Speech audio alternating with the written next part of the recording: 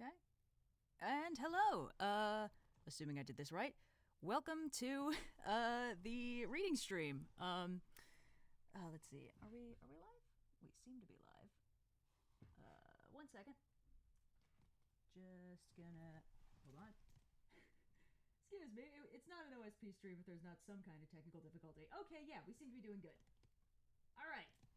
So, Jesus, there's already like 1,000 of you. Okay, hello. So, as you can clearly see from the title, this is the reading stream for some Journey to the West, actual, like, proper Journey to the West, not my snarky-ass summaries of it. For those of you who've been asking, I used the translation done by Anthony C. Yu. It's really useful. He just did a really good job kind of capturing the vibe, and also he refers to Pigsy as idiot a lot, which I just find incredibly charming. So yeah, we'll be reading through an adventure that I skipped over when I first started doing Journey to the West Kai. I said that I wasn't going to do every single chapter because a lot of them are kind of repetitive. You know, I mean, oh, we found this mountain. Oh no, Tripitaka's been kidnapped. Oh no, let's go fight a demon. You know, a lot of them are kind of like that. And this one, I think, was just kind of really short and kind of... for some reason, I was like, this seems less exciting than the next possible adventure I could do. So I skipped over this one. But we're going to go back and do that. And I don't know if it'll fill 2 hours. I figure if it doesn't, we can just kind of keep reading into... Oh, man. Oh, yeah. The following adventure was the one with the Black River God, which would be pretty cool. So if we manage to get that far, we might end up bleeding into the actual, like, text of one of the episodes I summarized, which I think would be kind of interesting. Oh, hello, 2,000 of you. That's kind of cool.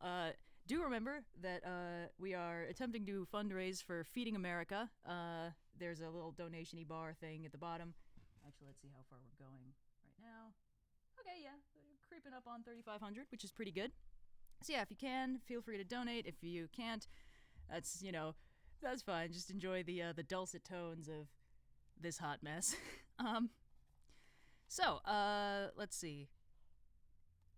So just for a little context, where we're starting in the book, this is nearly halfway through the second of 4 volumes. We are technically on chapter 37 of 100, basically. Because I put up a poll and I was like, do you guys want to hear from the beginning, or do you want to hear Monkey doing Havoc in Heaven, or do you want to do an adventure we skipped? And everyone was like, do an adventure we skipped. So that's where we are right now. Now, because this book was written like 500 years ago and translated fairly true to the original, it's a little dry.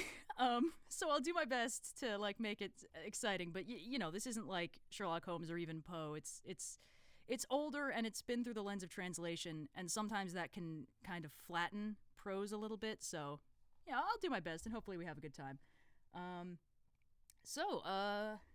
It's been a few minutes. Let's, without further ado, let's get started. So they all, every chapter has a title, and the title is basically a short plot summary. It's kind of like how in anime, sometimes the episode titles will be like, Second Transformation, Frieza's ultimate power revealed, or something like that. Basically, Journey to the West does the same thing. So chapter 37 is, The Ghost King visits Tripitaka Tang at night. Wukong, through wondrous transformation, leads the child. We were telling you about Tripitaka sitting in the Zen hall of the Precious Grove Monastery. He meditated for a while beneath the lamps on the water litany of King Liang, and he read for a while the True Sutra of the Peacock. Not until about the hour of the third watch did he wrap up the scriptures again in his bag. He was just about to get up and walk over to his bed when he heard the weird moan of a strong gust outside the door. Fearing that it might blow out the lamp, he tried hurriedly to shade it with the sleeve of his gown. When he saw the lamp flicker, he began to tremble. Oh wait, hold on. Sorry, Blue just messaged. Some people say you're quiet. You seem fine to me. Well, guys, I mean, there's no other background now, so you could always just turn up your personal volume. Sorry about that. Anyway, I'll turn up my gain a little bit if you insist. How's that, everybody? Okay. Blow out the lamp. When he saw the lamp flicker, he began to tremble, but at the same time, he was overcome by fatigue and soon dozed off with his head resting on the reading desk. Though his eyes were closed, he still seemed to be half-conscious, able to hear all the time the continuous sighing of the dark wind outside his window. What a wind! Truly it whistled and whiffled, it swayed and scattered, it whistled and whiffled as fallen leaves flew, it swayed and scattered the floating clouds. Heaven's stars and planets were all darkened. The whole earth's dust and sand were strewn afar. For a while it was fierce, for a while it was mild. When it was mild, bamboos and pines beat out their pure rhythms. When it was fierce, waves of lakes and rivers heaved and churned. It blew till mountain birds grew restless, their voices choked, and sea fishes had no peace as they tossed and turned. Windows and doors fell off in both east and west halls.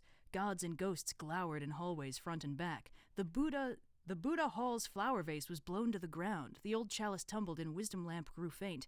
The incense urn turned over and ashes spilled out.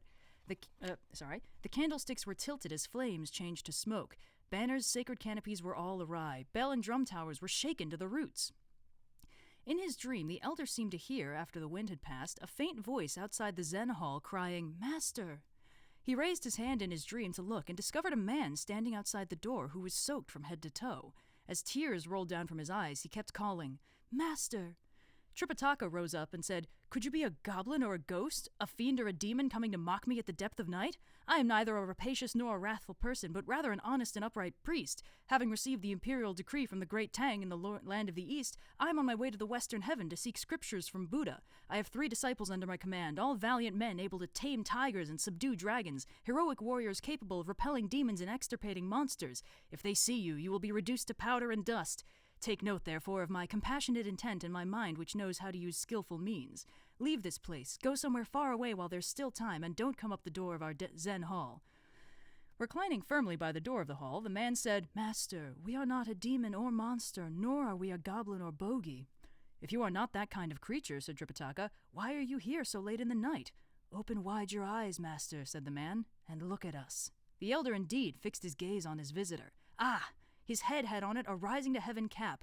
A green jade belt he tied around his waist. He wore on his body a reddish-brown robe with dancing phoenixes and flying dragons. Excuse me.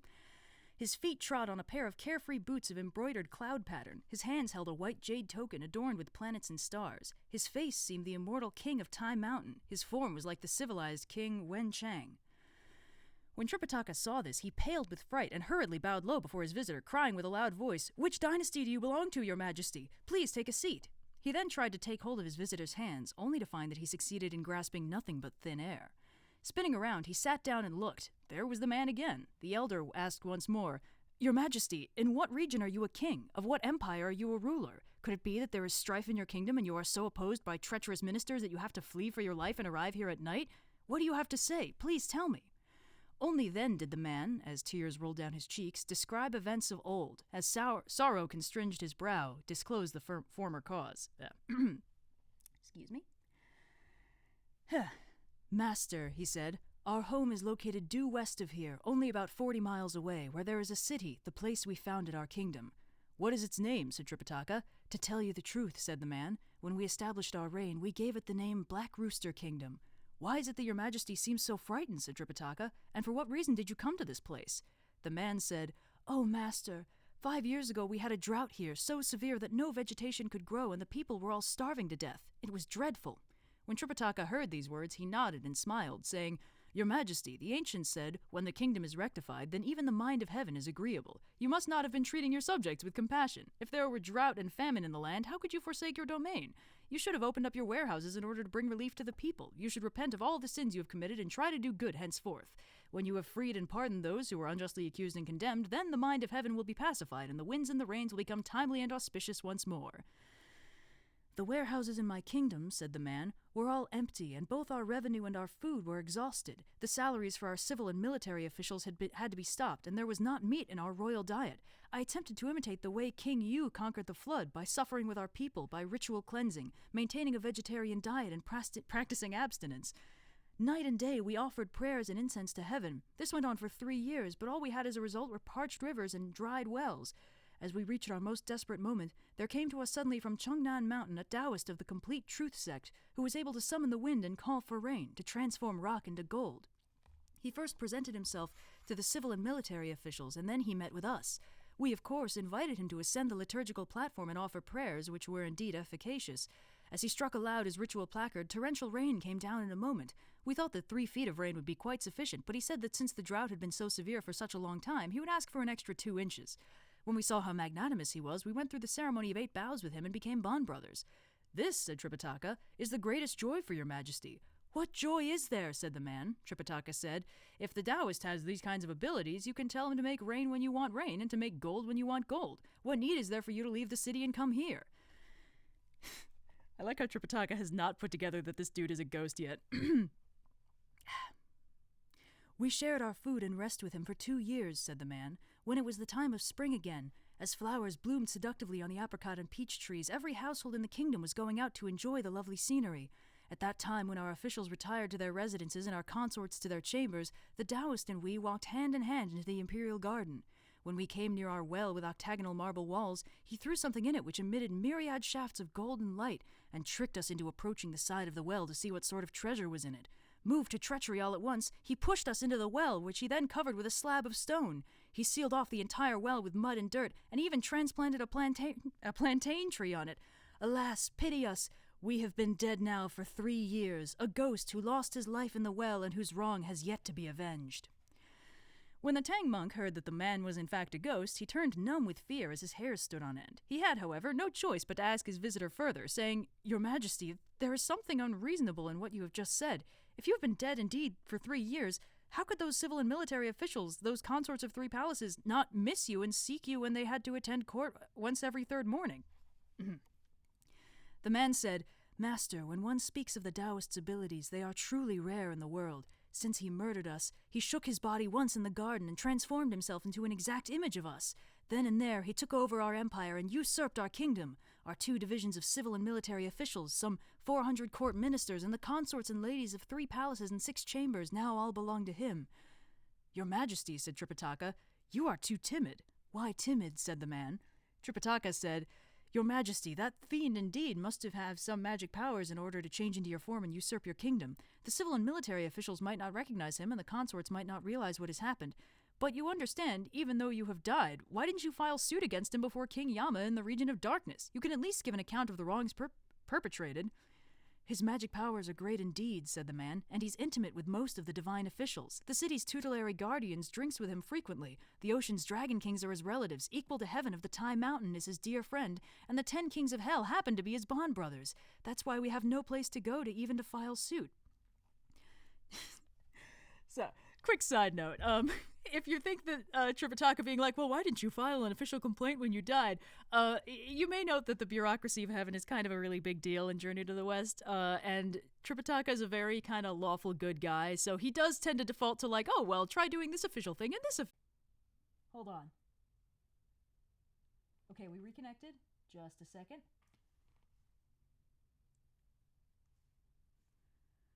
Ah, man. Sorry about this, everybody. My internet can be a little bit dicey. Okay. Whew. Sorry about that. I'm back. Okay, good. Whew. Well, that was stressful. And the concurrent viewers file back in. Terribly sorry about all that, everybody. My internet is a little bit finicky up here. It's normally fine, but it's sometimes a little bit dicey. Okay, let's see. Sorry about the viewers we lost. Hopefully they come back. Alright, now I have no idea where we were when I got cut off. So, let's see. Oh god, chat is just exploding. Guys, I'm really happy to see that you're excited, but I have no idea where we got lost. So, how about you guys message the last thing you remember hearing, and I'll see if I can find where that was, and then we can finally get out of this conversation with the Ghost King.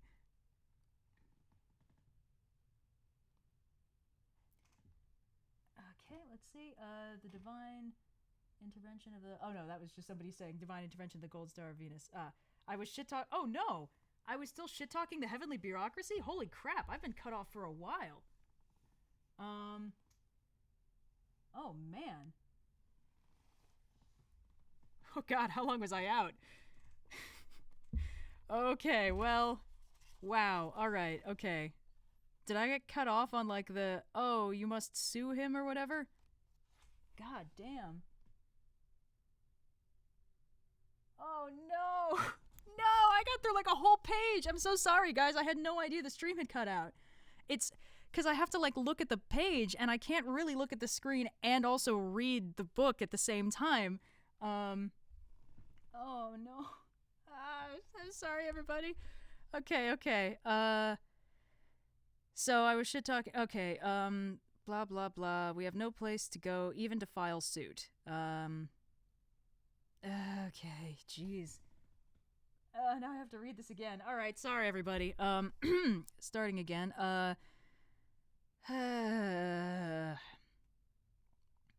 Okay, I can't. Yeah, okay. We have no place to go even to file suit. Tripitaka said, Your Majesty, if you cannot bring suit against him in the region of darkness, why do you come here to the world of light? Oh, master, said the man, you think that this wronged soul of yours would dare approach your gate? Before this monastery, you have the various tutelary devas, the 6 gods of darkness and the 6 gods of light, the guardians of 5 quarters, the 4 sentinels, and the 18 guardians of the faith, all of them closely watching over you and your horse. Just now it was the night patrol god who brought us here with a gust of divine wind. He said that our water ordeal of 3 years is now fulfilled, and we should come to seek an audience with you. He told us that you have under your command a senior disciple, the great sage equal to heaven, who is able to slay fiends and subdue demons. We have come with all sincerity to plead with you. We beseech you to go to our kingdom and seize the demons, so that the true and the deviate can properly be distinguished. To repay the kindness of Master, we shall imitate those who express their gratitude by weaving grass ropes or holding bracelets in the mouth. Your Majesty, said Tripitaka, so you came here to ask my disciple to get rid of those monsters for you? Exactly, said the man. Tripitaka said, My disciple may not be good in doing something else, but if you ask him to subdue demons and catch fiends, the work will suit him to a T.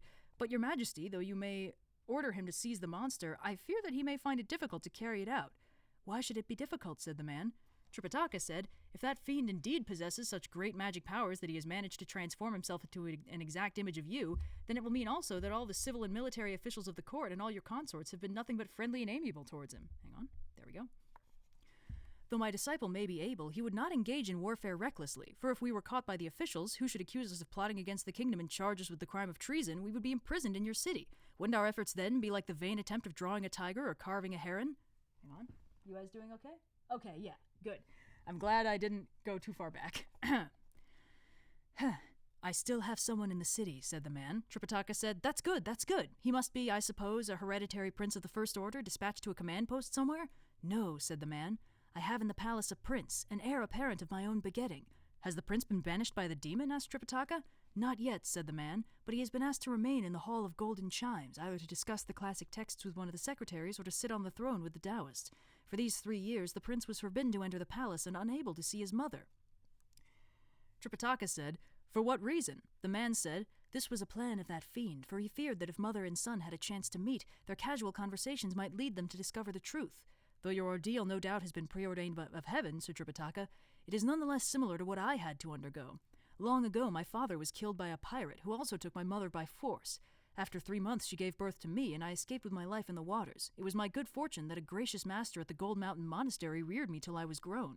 Come to think of it, I had neither father nor mother when I was young, and the prince at this place has lost his parents. How pitiful indeed.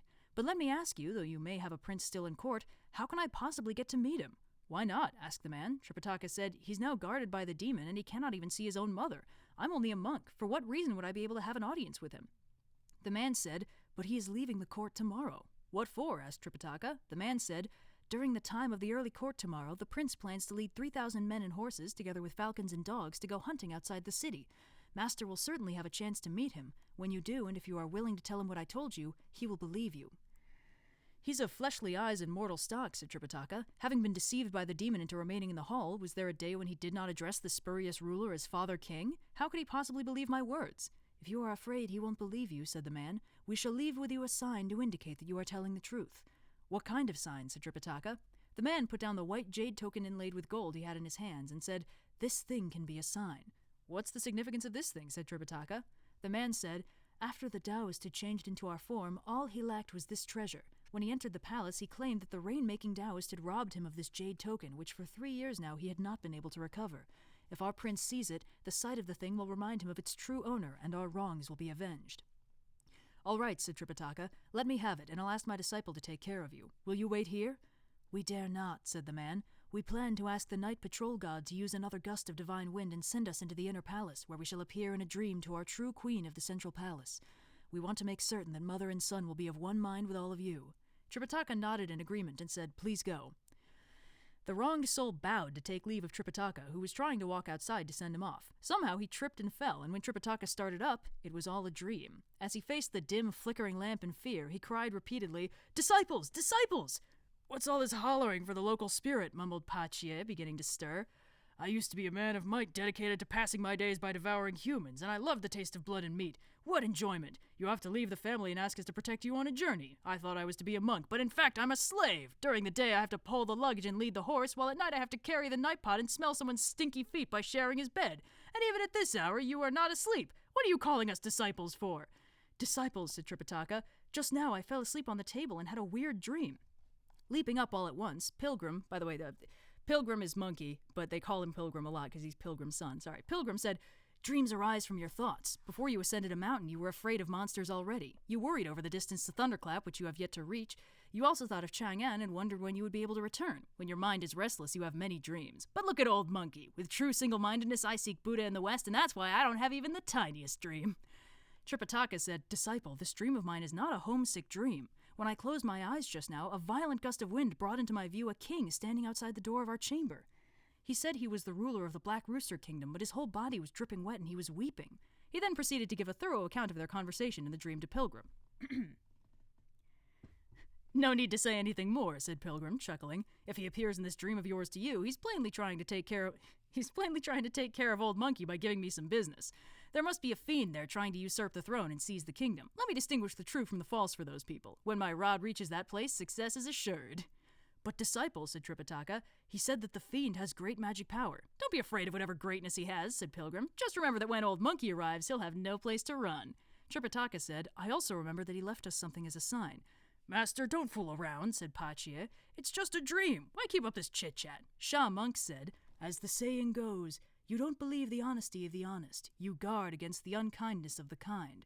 Let us fetch some torches and open our door, then we can see what has happened." Pilgrim indeed opened the door, and as they looked together, they saw in the light of the stars and moon there was truly a white jade token inlaid with gold placed on the steps.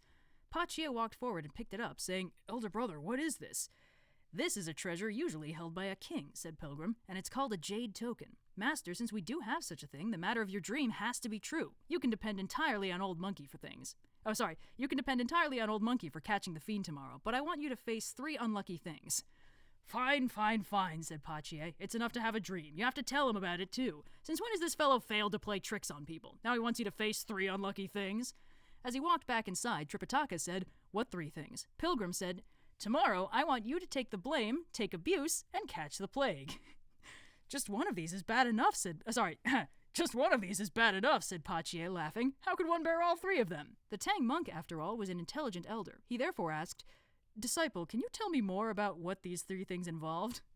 "No need to tell you," said Pilgrim, "but first let me give you these 2 objects." Dear great sage, pulling off one of his hairs, he blew on it a mouthful of divine breath and cried, "Change!" It changed instantly into a red lacquered box plated in gold. After he placed the white jade token inside the box, he said, "Master, in the morning you should hold this thing in your hands and put on your brocade cassock. Then go to sit in the main hall and recite some sutras. Let me go first to the city to have a look. If there is indeed a fiend, I'll slay him so that we can achieve some merit at this place. But if there is no fiend, we ought not to incur calamity on ourselves." Exactly, said Tripitaka. Pilgrim said, "If the prince doesn't leave the city, then there may not be much that I can do. But if he indeed comes out of the city in accordance with your dream, I will certainly bring him here to see you." "What shall I say to him when I see him?" said Tripitaka. Pilgrim said, "When he arrives, let me first come in and announce him. You can then pull open slightly the cover of the box, and I shall change into a tiny monk about 2 inches tall so that I, too, can be placed inside the box. You can hold the whole thing in your hands. When the prince enters the monastery, he will most certainly want to pay homage to Buddha. Let him bow all he wants, but don't you pay him any attention. When he sees that you do not even rise up before him, he will surely order you seized. Let him do that. In fact, let him beat you, tie you up, or execute you." "Hey," said Tripitaka. "He's someone of high military command. If he truly wants to have me executed, what shall I do?" "No fear, for I'm around," said Pilgrim. "When you get to the crucial moment, I'll be there to protect you. If he asks who you are, you can identify yourself as a monk sent by imperial decree from the land of the East to present treasures to Buddha and to acquire scriptures from him in the Western Heaven. If he asks what sort of treasures you have, you can tell him about the brocade cassock of yours. Say to him, however, that that is only a 3rd-class treasure and that you have in your possession good things which belong to the 1st and 2nd classes. When he asks you some more, you can then tell him there is a treasure in this box which has knowledge of the past 500 years, the present 500 years, and the future 500 years. All in all, this treasure has complete knowledge of the events of past and future for a period of 1,500 years. Let old monkey come out then, and I shall tell the prince what you heard in your dream. If he believes me, I'll go catch the demon so that his father king may be avenged and our reputation may be established at this place. If he doesn't believe me, we can then show him the white jade token. I fear that he might be a bit young even to recognize the token."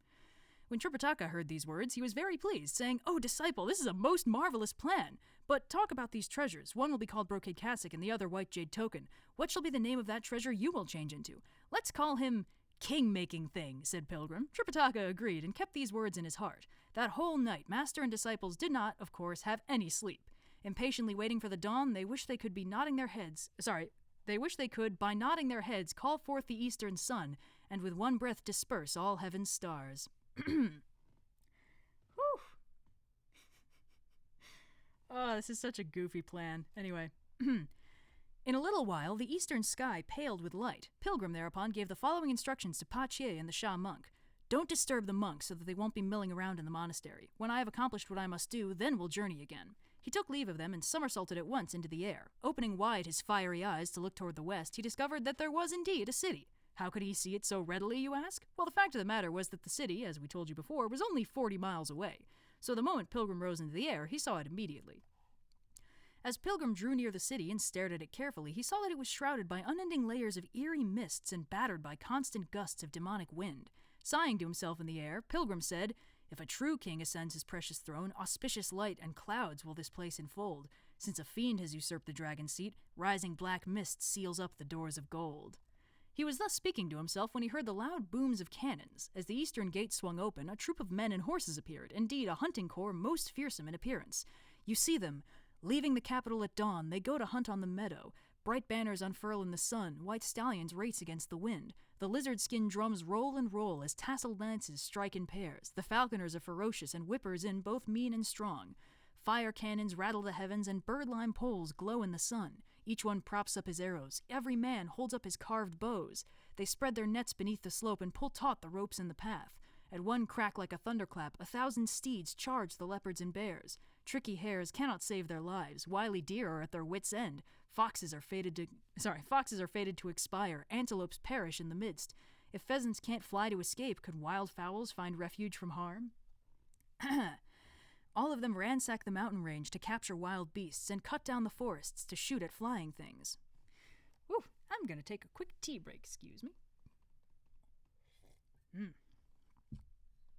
There any time that the prose kind of breaks into this more like poetic kind of thing, that's actually it was basically a poem inserted into the story. In this translation, it's kind of put in a non-rhyming poem format. Anyway, let me just really quick check the progress on the... Oh, cool! We passed $4,000! Great work, everybody! Just 1,000 more to go, fingers crossed. Okay, and we're making pretty good time. After those people had come out of the city, they spread out in the countryside towards the east, and in a little while they reached the rice fields on the highland some 20 miles away. In the midst of the troops, there was a young warrior who wore a helmet and a cuirass. You know, I never actually know how to pronounce this. It's spelled C-U-I-R-A-S-S. In my brain, it's always like cuirass. I don't actually know if that's correct. Whatever. And cummerbund, too, of 18 layers. His hands held a treasure sword of blue steel, and he rode a brown warhorse. A fully strung bow also hung from his waist. Truly, he seemed faintly like a king, a ruler with noble looks. You know, I just really want to... I fucking love that this sub-story is basically just, what if the Journey to the West crew interfered with Hamlet? And I absolutely love it. Anyway, his features were not uncouth. Like a true dragon, he moved. Secretly pleased in the air, Pilgrim said to himself, "That one has to be the crown prince. Let me tease him a little." Great sage. He lowered his cloud and darted straight into the army of the prince. Shaking his body once, he changed instantly into a little white rabbit, scampering about before the prince's horse. When the prince saw it, he could not have been more delighted. Pulling out an arrow, he stretched his bow to the full and shot the rabbit squarely with it. The great sage, of course, had made it possible for the prince to hit him. Being quick of hand and eye, he actually had caught the arrow. After dropping some of the arrow's feathers on the ground, he turned and sped away. When the prince saw the arrow had found its mark on the rabbit, he urged his horse on to give chase all by himself. He did not realize he was being led away deliberately. When the horse galloped, Pilgrim ran like the wind, but when the horse slowed down, Pilgrim also took up a more leisurely pace just to stay slightly ahead of him. Mile after mile it went on like this until the prince was lured right up to the gate of the Precious Grove Monastery. Changing back into his true form, the rabbit thus disappeared and only the arrow was stuck on the doorpost. Pilgrim raced inside, yelling to the Tang monk, "Master, he's here! He's here!" He changed again, this time into a tiny monk about 2 inches tall, and crawled at once into the red box. We now tell you about the prince, who chased his prey right up to the monastery gate. He could not find the white rabbit, but he saw an eagle-plumed arrow stuck on the doorpost. Greatly startled and turning pale, the prince said, "Strange, strange. I clearly shot the white rabbit with my arrow. How could the rabbit disappear and only the arrow be seen here? It must be that after years and months the rabbit has turned into a spirit." He pulled out the arrow and raised his head to look. There on top of the gate of the monastery were written 7 words in large characters: "Precious Grove Monastery, built by Imperial Command." "Now I know," said the prince. "Years ago my father King, I recalled, did send some officials from the Hall of Golden Chimes to take some gold here so that the monks could redecorate the images in the halls. I didn't expect that I would be here today. Truly, there in a bamboo-shaded walk with a good monk I fell to talk. So in this tedious mortal round, one afternoon of peace I found. Let me go inside for a walk." Leaping down from the horse, the prince was about to enter the monastery when those 3,000 men and horses who were accompanying him also arrived.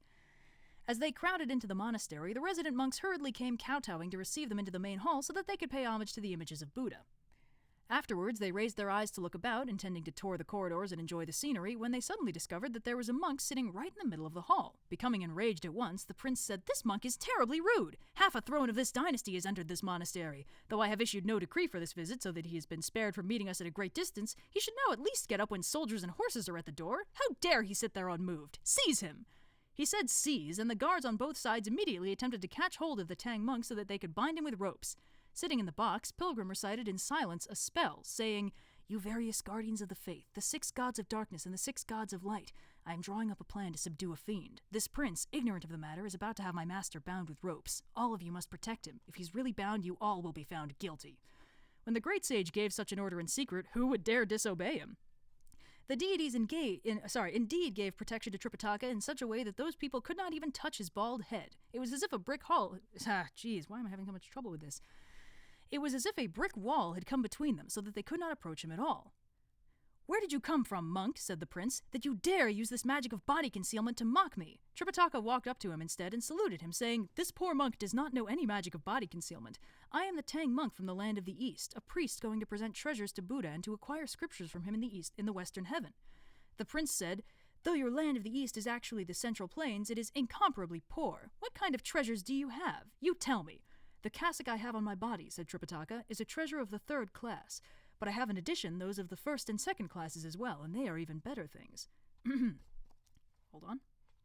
"That garment of yours," said the prince, "covers only one side of your body, while your arm sticks out the other side. How much could it be worth that you dare call it a treasure?" Tripitaka said, "Though this cassock does not completely cover the body, I have several lines of a poem which will reveal its excellence." The poem says, "The Buddha's gown's a half-robe, there's no need to say. It hides within the real, free of worldly dust. Countless threads and stitches perfect this right fruit. 8 treasures and 9 pearls fuse with the primal soul. Maidens divine did make it reverently to give to a monk to cleanse his sullied frame. It's all right to see, but not to greet the throne. But you, your father's wrong unrequited, have lived in vain." Okay. All right. We're back. I hope. Okay. Sorry. Hold on. It says reconnected. It says excellent connection. I hope it's not lying. Okay. All right. Allegedly we're back. How's everybody doing? Oh no, don't do this to me. What is happening?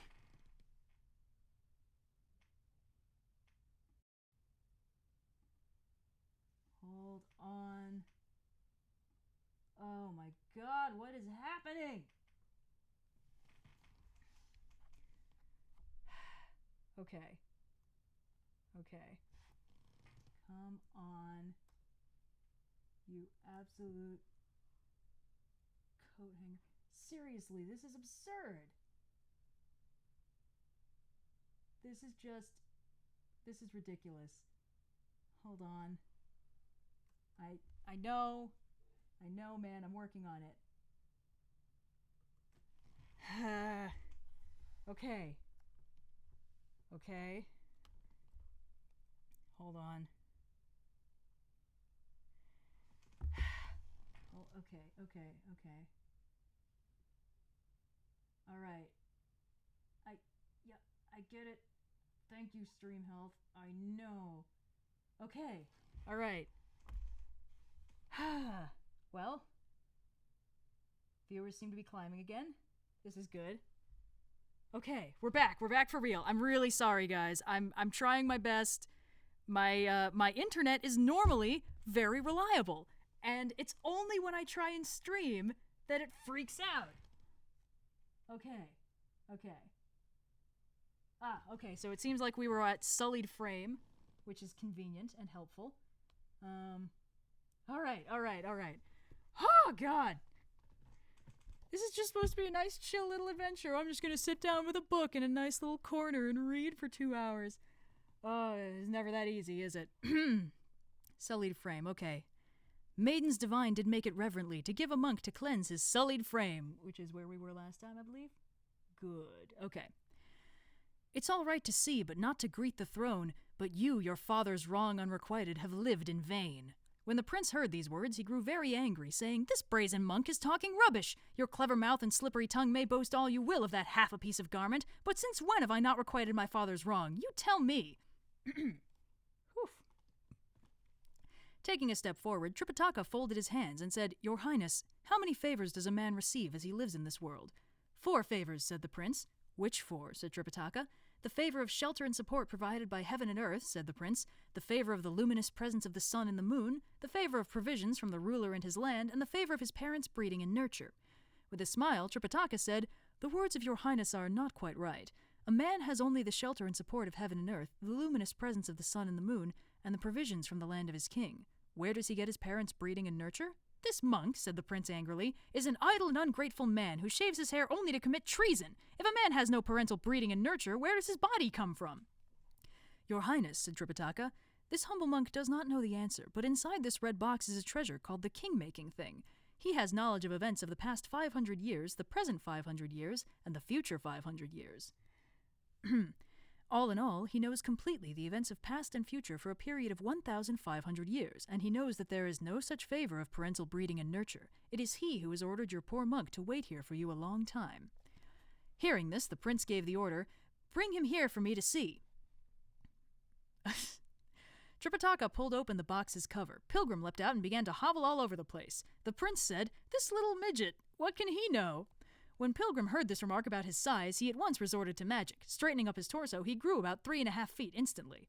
If he can grow that rapidly, said the soldiers, highly startled, it will only be a few days before he pierces the sky. When Pilgrim reached his normal height, however, he stopped growing. Then the prince asked him, King-making thing, this old monk claims that you have the knowledge of past and future, of good and evil.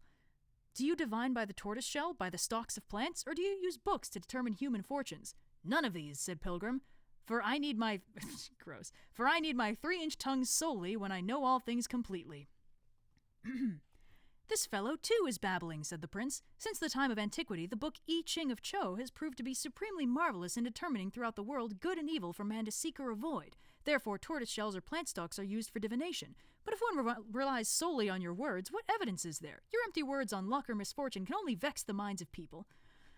Pilgrim said, Please do not be hasty, your highness. You are actually a prince begotten of the king of the Black Rooster Kingdom. 5 years ago you had a severe drought here, and all the people were in such great suffering that your king and his subjects had to offer fervent prayers. Though not a drop of rain came, a Taoist arrived from the Chungnan Mountain who was an expert in summoning wind and rain and in transforming stone into gold. The king was so fond of him that he became his sworn brother. Is all this true? Yes, said the prince.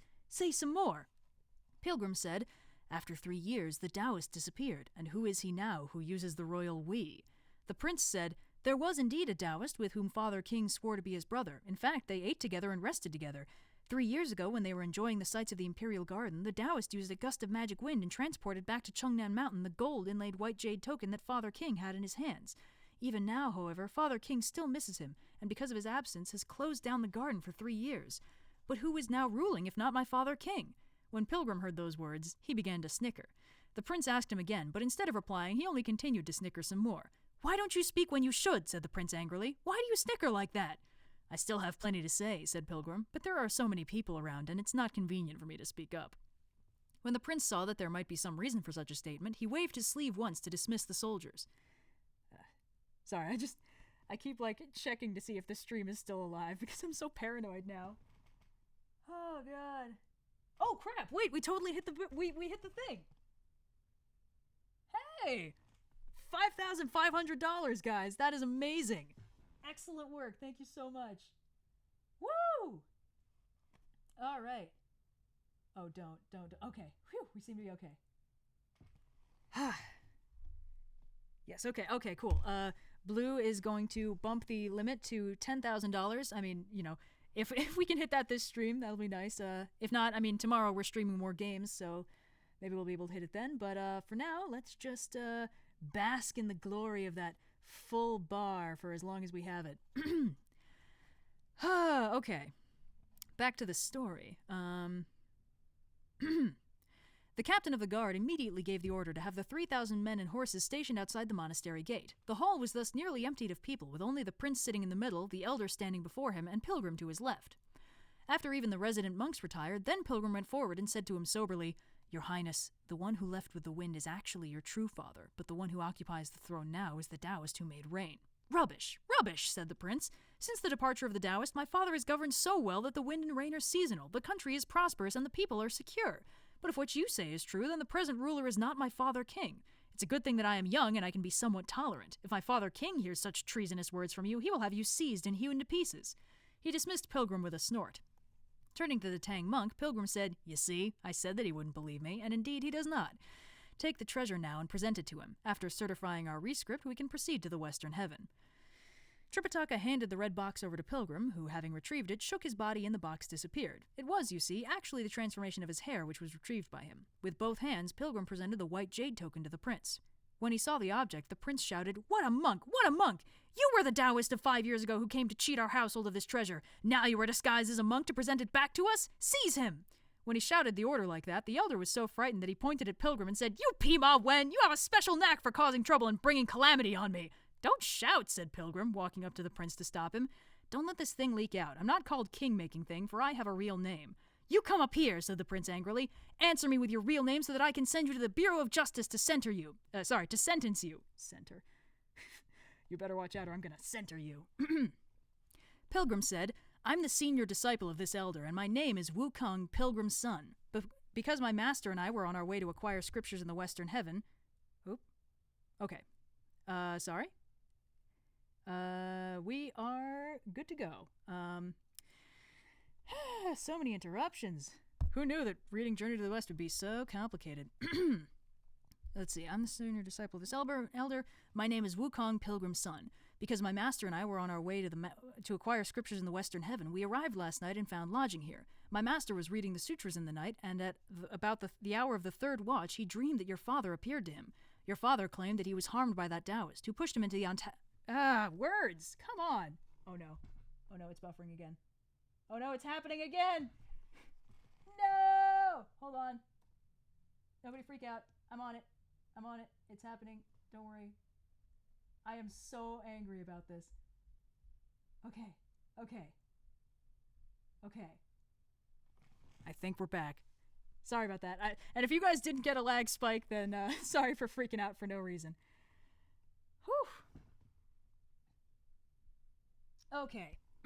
Yeah, okay. Your father claimed that he was harmed by that Taoist who pushed him into the octagonal well with the marble wall in the Imperial Garden. The Taoist changed into the form of your father, and this was not known to any of the court officials nor to you since you were so young. You were forbidden to enter the inner palace, and the garden was shut down so that the truth could not be discovered, I suppose. Your father king came specially in the night to ask me to subdue this demon. At first I was afraid that the murderer was not a demon, but when I surveyed the city in midair, I could see that there was a monster spirit all right. I was about to seize him when you came out of the city to hunt. The white rabbit which you shot with your arrow happened to be this old monkey, who has led you here to the monastery to see my master. Every word that we have said to you is the truth. If you could recognize this white jade token, how could you possibly not think of your father's care and love and seek vengeance for him? When the prince heard these words, he became grief-stricken, thinking to himself sorrowfully, even if I don't believe him, his words seem to have at least 30% truth. But if I believe him, how could I face the father king now in the palace? This is what we call, to advance or retreat is hard, so the mind asks the mouth to think thrice, to have patience as the mouth asks the mind. When Pilgrim saw how perplexed he was, he said again, Your Highness, there is no need for perplexity. Let your Highness return to your kingdom and make inquiry of your queen mother. Ask her whether the feelings between her and her husband are the same as 3 years before.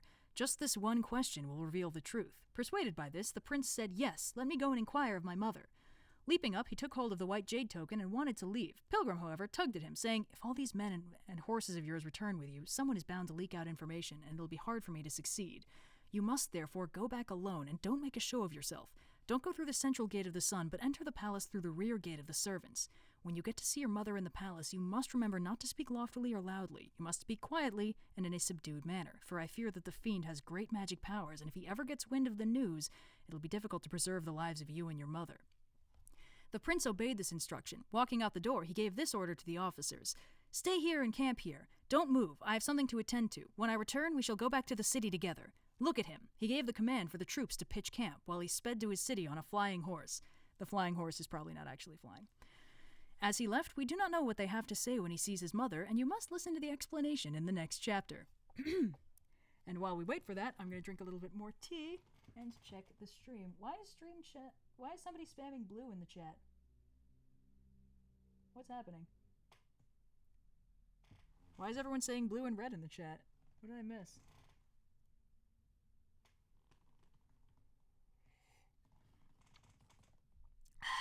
Come on. Okay.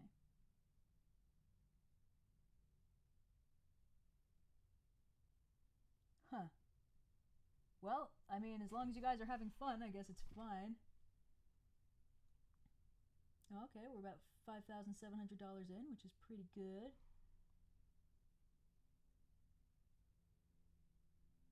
Okay, well, I have no idea what chat is doing. I hope you guys are having a good time. We seem to not be having any more random buffer failures, which is nice. So, Chapter 38. The child, questioning his mother, knows the perverse and the true. Metal and wood, reaching the deep, see the false and the real. Meeting you, I'll speak only of the cause of birth. You'll then be a member of Julai's assembly. One calm thought sees Buddha in this realm of dust. The whole world watches the God who subdues. If you would know today's true enlightened Lord, you must ask your own mother of former years. There's another world which you have never seen, for each step in life may bring something new. We were telling you about the Prince of the Black Rooster Kingdom, who, after he took leave of the great sage, soon returned to his city. Indeed, he did not approach the gate of the court, nor did he dare announce his arrival. Going instead to the rear gate of the servants, he found that it was guarded by several eunuchs. When they saw the prince approaching, however, they dared not stop him and let him pass. Dear prince! Pressing his horse, he galloped inside and went straight up to the brocade fragrance pavilion, in which the queen was seated with scores of palace maidens waving their fans on both sides. The queen, however, was reclining on the carved railings of the pavilion and shedding tears. Why was she shedding tears, you ask? For at the hour of the fourth watch, you see, she too had a dream, but she could only remember half of it. She was trying very hard to recall the other half when the prince dismounted and knelt beneath the pavilion, saying, Mother! Forcing herself to appear delighted, the queen cried out, Son, what joy! What joy! For these 2 or 3 years you have been staying in the front palace to study with your father king, and I have not been able to see you. How I have thought of you! How is it that you have the leisure today to come see me instead? This is truly my greatest joy, my greatest joy. Oh, son, why do you sound so sad? Your father king, after all, is getting on in his years. There will be a day when the dragon returns to the jade-green sea and the phoenix will go back to the scarlet heavens, and you will then inherit the throne. What could there possibly be to make you unhappy? The prince kowtowed before he said, Mother, permit me to ask you, who is he that is on the throne now? Who is the man who uses the royal we? When the queen heard this, she said, This child is getting mad. The one who is ruling is your father king. Why do you ask such questions? Again kowtowing, the prince said, I beseech my mother to grant her son a pardon first. Only then would I dare present a further question. If you do not, I'll dare not ask. Between mother and son, said the queen, how could there be any criminal offense? Of course I'll pardon you. Speak up quickly. The prince said, Let me ask you this. Are your relations with your husband just as warm and intimate as 3 years before? When the queen heard this question, her spirit left her and her soul fled. She dashed out of the pavilion and embraced the prince tightly as tears fell from her eyes. My child, she said, I haven't seen you for such a long time. Why do you come to the palace today and ask this question? Mother, said the prince, growing angry, if you have something to say, say it. If you don't speak up, you might jeopardize a very important affair. Only then did the queen dismiss all her attendants and spoke, quietly weeping. This matter, if you, son, did not ask me, would never have come to light even when I reached the 9 springs down below. Since you have asked me, listen to what I have to say. 3 years ago, he was loving and warm. For 3 years now, he has been icy cold. By the pillows, I've pressed him long and hard. He says, I'm weak, I'm feeble, I'm growing old. Oh, I can't believe this is an actual plot point. When the prince heard these words, he at once struggled free and mounted his horse once more. Clutching at him desperately, the queen said, Child, what are you doing? Why do you leave before we finish speaking? Again the prince knelt on the ground and said, Mother, I dare not speak, though I must. During the time of the early court this morning, I went out by imperial decree to hunt with falcons and dogs. By the way, there's a lot of, full paragraph summaries of things we've already seen. Oh no, buffer. Wait, no! Did it happen again? No! Oh, I'm so angry. Hold on. Okay. Chat is just saying we're good. Which I guess is good? Hold on.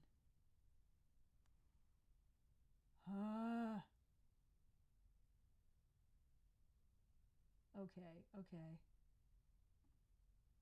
Are we okay? Okay.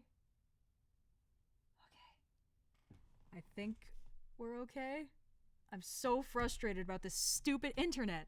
I have all the settings set. I don't know what's happening. Okay. Alright. Back to the freaking story. Alright. The prince is gonna tell her everything that we already saw.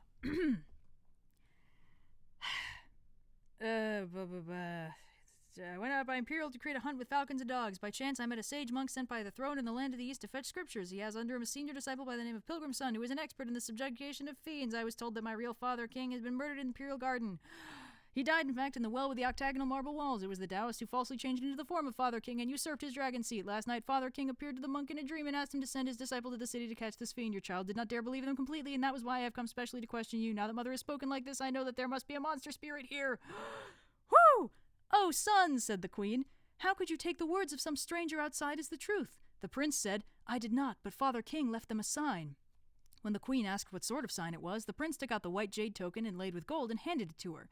Recognizing at once it was a treasure which had belonged to the king, the queen could not hold back the torrents of tears.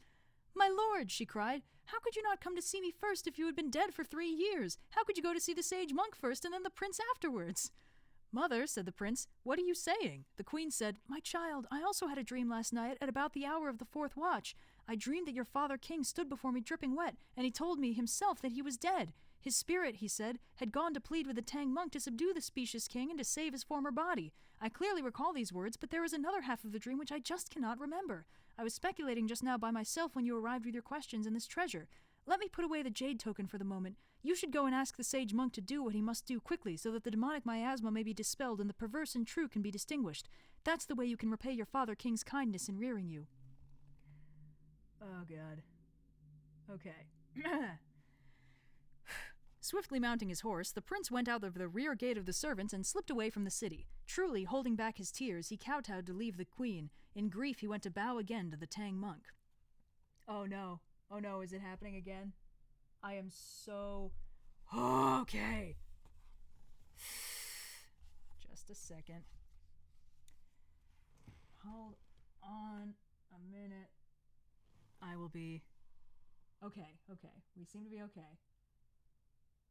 Okay.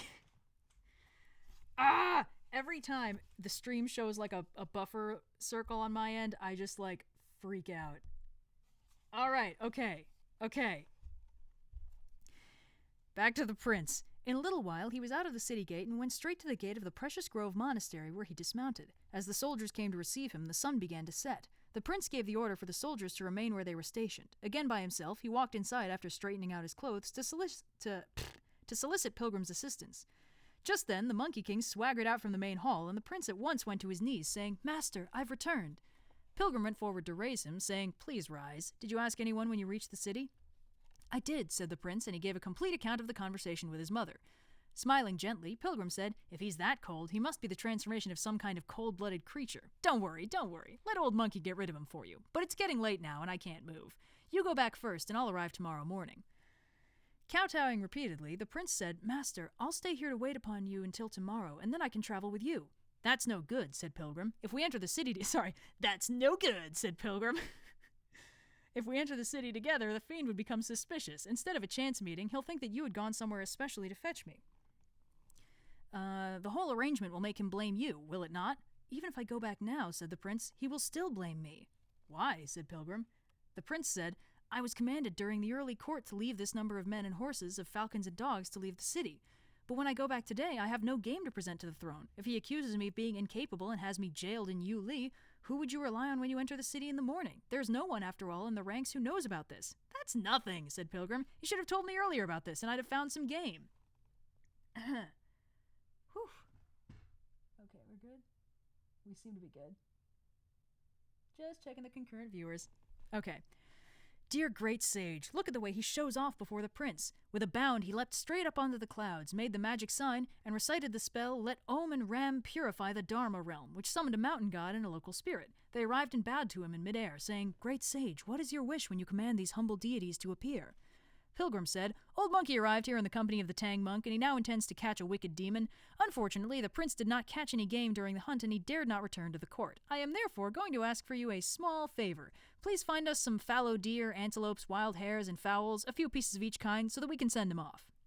Not daring to disobey when they heard this instruction, the mountain god and the local spirit inquired as to how many heads of wild game were needed. It doesn't matter, said the great sage. Just bring us some. The two deities, leading the demon soldiers under their command, called up a strong gust of dark wind to round up some wild animals. They caught grouse and pheasants, horned deer and fat fallow deer, foxes, badgers and hares, tigers, leopards and wolves. All in all, several hundred of these, which they brought before Pilgrim. Pilgrim said, Old Monkey has no need of these. Ugh. Okay. Old Monkey has no need of these. Pull out their leg tendons and place them on both sides of the 40-mile road leading back to the city. Those people will then be able to take them back without having to use falcons and dogs, and this will be counted as your merit. Whew. The deities obeyed. Calming the dark wind, they placed the game beside the road. Pilgrim dropped down from the clouds and said to the prince, Your Highness, please go back. There is game on the road which you may collect. After having seen the kind of power Pilgrim displayed on top of the clouds, the prince had no doubts whatsoever. He kowtowed to take leave of Pilgrim before walking out of the monastery gate to order the soldiers to return to the city. As they journeyed, they found indeed a large number of wild game laid out on both sides of the road. Without releasing falcons and dogs, the soldiers caught them by merely lifting their hands. All of them, therefore, shouted bravos and congratulated the prince, saying that it was his great luck that brought them the game, but not knowing, of course, that it was the might of Old Monkey.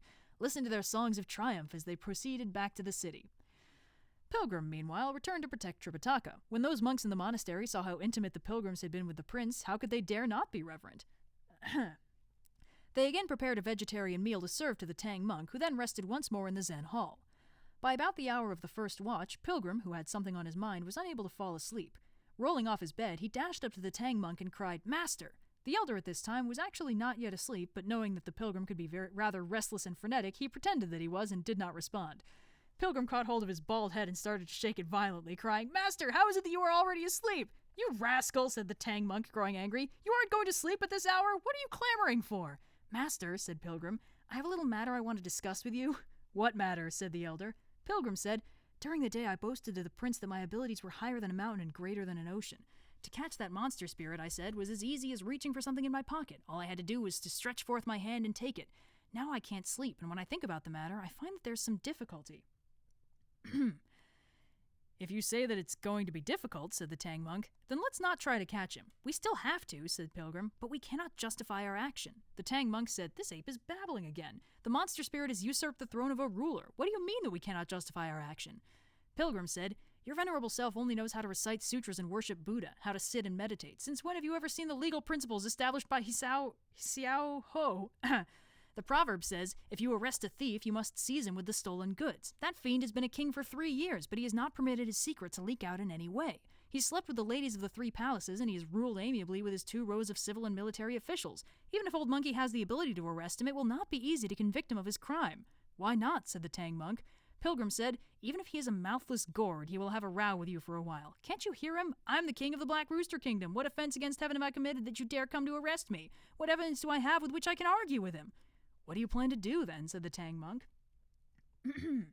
With a chuckle, Pilgrim said, The plan of Old Monkey is already made, but one obstacle I have to face right now is that you, dear sir, have a tendency to dote on people. What do you mean? Said the Tang monk. Pilgrim said, Pachi is rather stupid, but you are somewhat partial to him. How am I partial to him? Said the Tang monk. If you are not, said Pilgrim, then you should try to be more courageous and stay here with Sha Monk. Let Old Monkey and Pa Chia take this opportunity now to go into the Black Rooster Kingdom first and find the Imperial Garden. We'll break open the marble well and fish out the corpse of the true king, which we will wrap in our bags. When we enter the city tomorrow, we won't bother with having our rescript certified. As soon as we see the fiend, I'll attack him with my rod. If he has anything to say, we'll show him the skeleton and tell him, "You killed this man." We can tell the prince to come out and mourn his father, the queen to give recognition to her husband, and the various officials to see their true lord. Old Monkey and the brothers, meanwhile, can lift our hands to fight. Now that's what I call a worthwhile litigation, because there's something we can go on. Secretly pleased by what he heard, the Tang monk said nevertheless, "My only fear is that Pa Chia is unwilling to go with you." "You see," said Pilgrim, laughing, "I told you that you doted on him. How did you know that he would be unwilling to go? Perhaps you think that he'd be like you when I called you up just now, and after half an hour I would give up. But watch me. If you let me go near him, I'll use only my healthy 3-inch tongue to persuade him." Jeez, monkey phrasing. Never mind that he is Chu Pa Chia. Even if he were Chu Chia, that's probably a pun in Chinese, I would have the ability to make him go with me. "All right," said the Tang monk, "you may go and rouse him." Walking away from his master, Pilgrim went straight up to the side of Pa Chia's bed and shouted, "Pa Chia! Pa Chia!" Idiot, after all, was a man overcome by travel fatigue. Once he put his head down, he snored so hard that nothing could wake him. Pilgrim finally grabbed his ears and took hold of his bristles. Giving a terrific pull, he yanked Pa Chia right up while shouting, "Pa Chia!" Idiot was still shuddering, and Pilgrim hollered again. Idiot said, "Let's sleep. Don't play around. We have travel tomorrow." "I'm not playing," said Pilgrim. "There's some business that you and I have to attend to." "What business?" said Pa Chia. Pilgrim said, "Did you happen to hear what the prince said?" "I haven't even seen him," said Pa Chia. "I haven't heard what he had to say." "The prince told me," said Pilgrim, "that monster spirit had in his possession a treasure that could overwhelm 10,000 warriors. When we enter the city tomorrow, we can't avoid doing battle with him, but if that fiend brings out his treasure and defeats us, that won't be good. So I thought that if we couldn't vanquish him, we should do something first. You and I, in fact, should go and steal his treasure. Isn't that much better?" "Elder brother," said Pa Chia, "you are trying to persuade me to be a thief. Well, I know this sort of business, so I can be your customer. But let me say this to you clearly first. When we have stolen the treasure and subdued the monster spirit, I won't put up with this practice of dividing the loot. I'm going to keep the treasure." "What for?" said Pilgrim. "I'm not eloquent like all of you," said Pa Chia. "It's not easy for me to beg for food. This body of old hog is sluggish, and his words are dull.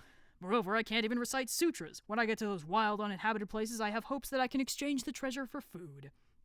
Pilgrim said, Old Monkey's only concerned with acquiring a reputation, not a treasure. Of course I'll give it to you." When Idiot heard that it was to be given to him, he was delighted and scrambled up at once.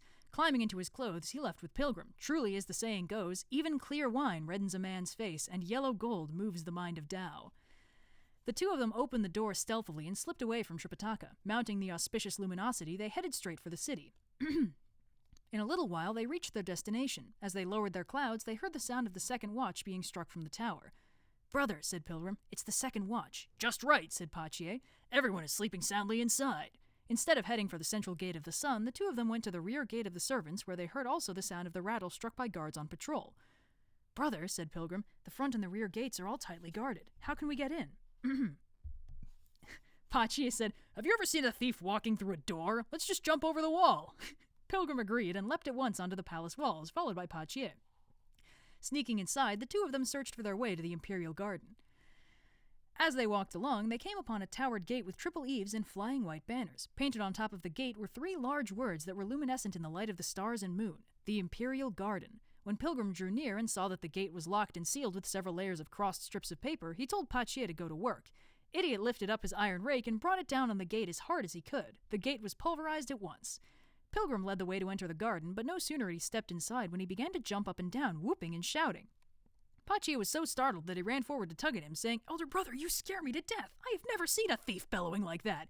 If you wake up the people and they catch us and send us to court, even if we are not executed, we'd be banished to our native province for military service." "Brother," said Pilgrim, "you may wonder why I'm making such a fuss.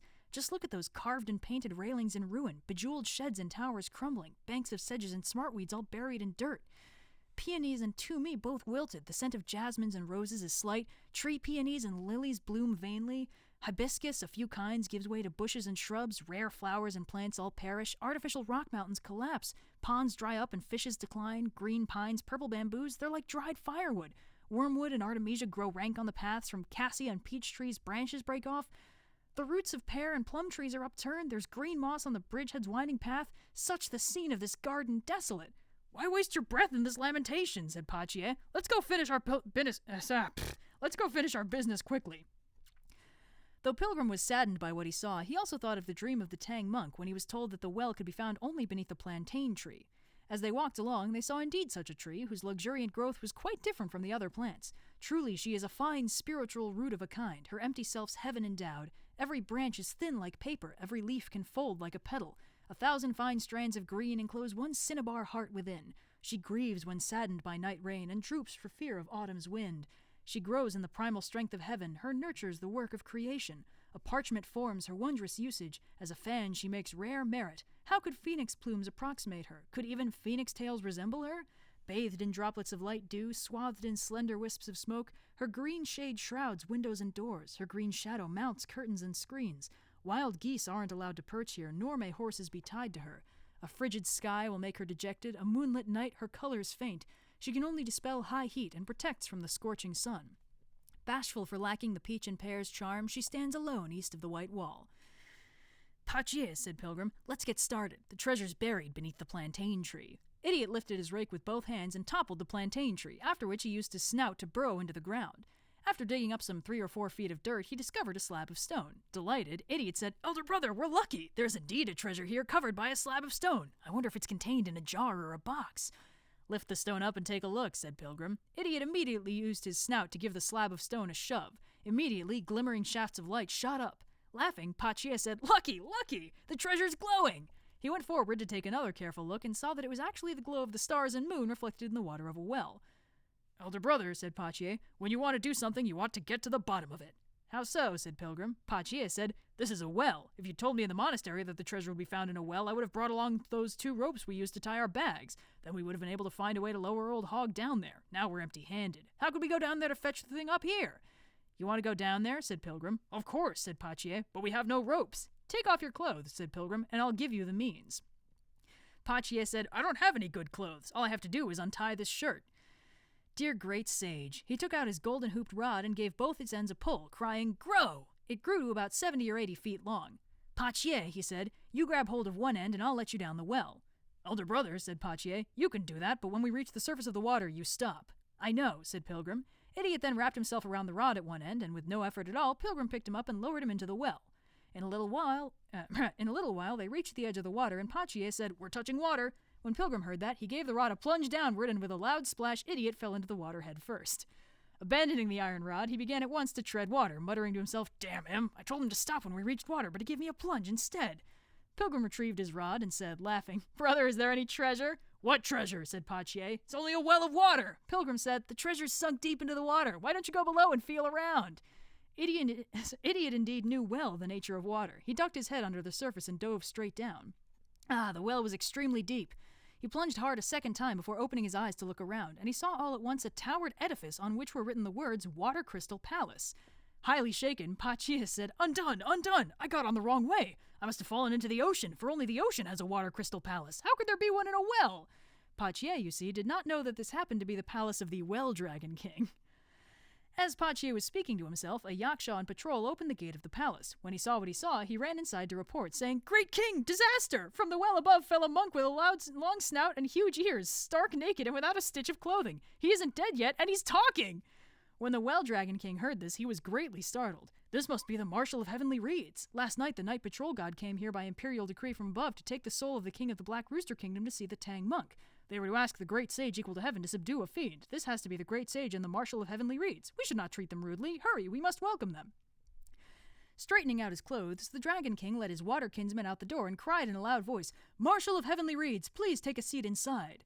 Pachier became very pleased and said to himself, "So there's a friend here." Without regard for etiquette or decency, Idiot walked right into the Water Crystal Palace and, still stark naked, took the honored seat above.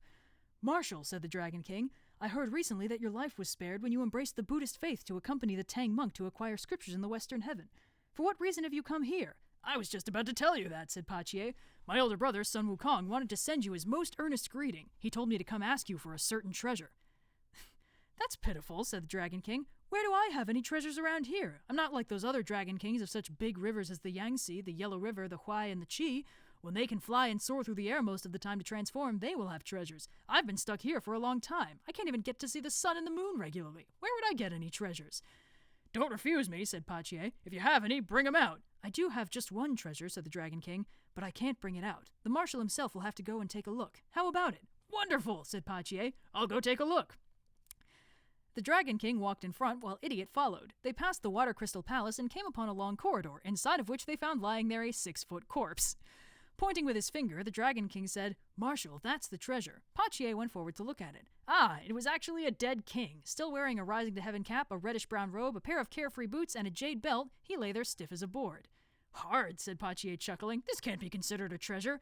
When I recall the time when Old Hog was a monster in the mountains, this thing was frequently used as food. Don't ask me how many such things I've seen. Even as far as eating was concerned, I have consumed countless numbers. How could you call this a treasure?"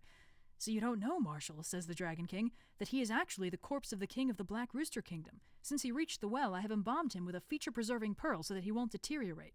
If you are willing to carry him out of here on your back to see the great sage equal to heaven, who, by the way, may have the wish to revive him, don't speak of treasures. You can have anything you want." "In that case," said Pachier, "I'll carry him out on my back for you. But how much cartage are you going to pay me?" The Dragon King said, "I don't have any money." "You want to use people for free?" said Pachier. "If you really don't have any money, I won't carry him." "If you don't," said the Dragon King, "please go." Pachier left at once. The Dragon King, however, ordered 2 powerful yakshas to haul the corpse out of the Water Crystal Palace's gate. They threw him down, took off the water-repelling pearl, and water began to close in on all sides noisily.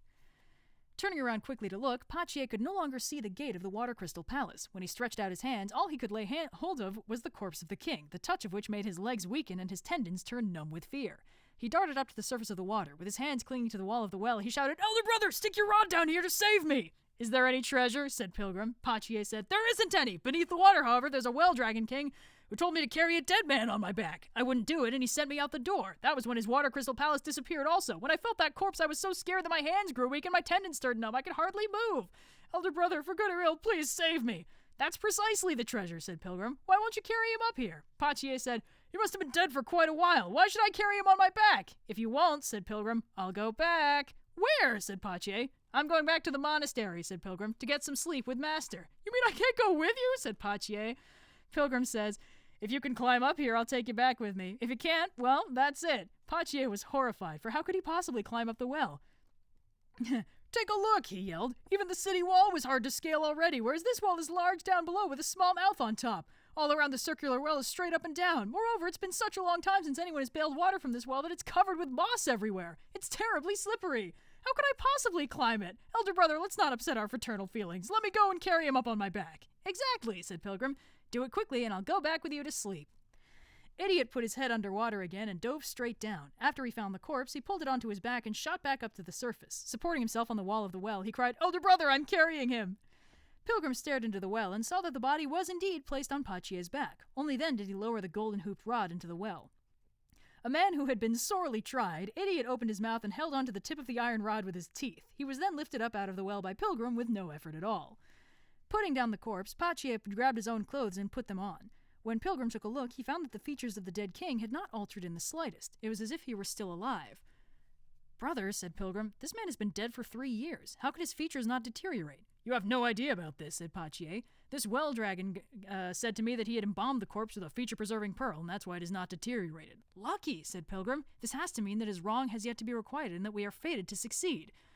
Brother, put him on your back quickly again and we'll leave." "Where do you want me to carry him?" said Pachier. To see Master," said Pilgrim. Pachier began to grumble, saying, "How am I going to live with this? I was sleeping nicely when this monkey fooled me with his clever talk into doing this so-called business with him. Turns out to be this sort of enterprise, carrying a dead man on my back. When I carry him, some putrid, stinking fluid is bound to drip on me and soil my clothes, and there's no one ready to wash and starch them for me. The few patches on my garment may even turn damp again when the sky's gray. How can I wear them? Look, you just carry him," said Pilgrim, "and when we get to the monastery, I'll exchange clothes with you." "Aren't you ashamed of yourself?" said Pachier. "You have hardly anything to wear, and you're going to exchange clothes with me?" Pilgrim said, "Oh, you are so smart-mouthed. You aren't going to carry him?" "No," said Pachier. "Stick out your shanks, then," said Pilgrim, "and I'll give you 20 strokes of my rod." Horrified, Pachier said, "Elder brother, that's a heavy rod. If you give me 20 strokes, I'll be like this king." "If you're afraid of being beaten," said Pilgrim, "then hurry up and put him on your back so we can leave." Pachier indeed was afraid of being beaten. Rather listlessly, he yanked the corpse over and put it on his back before turning to walk out of the garden. Oh, rough night for Pigsy. Okay. Dear great sage, making the magic sign with his fingers, he recited a spell and sucked in a mouthful of air facing the ground in the southwest. When he blew it out, a violent gust immediately arose and lifted Pachier out of the palace. They left the city instantly. As the wind subsided, the two of them dropped to the ground and proceeded slowly on foot. Nursing his rage in silence, Idiot planned to repay Pilgrim in kind, saying to himself, "This monkey's pulled a nice prank on me, but when I get to the monastery, I'm going to pull one on him, too. I'm going to persuade Master to insist on restoring the king back to life. If that monkey can't do it, I'll make Master recite that tight fillet spell until this monkey's brains burst. That will give me some relief." He walked along and thought further to himself, "No good, no good. If you make him heal the man, all he has to do is go and ask King Yama for the soul, and the man will live again. I must set the conditions so that he won't be permitted to go to the region of darkness. The king has to be restored to life through some means found in the world of light.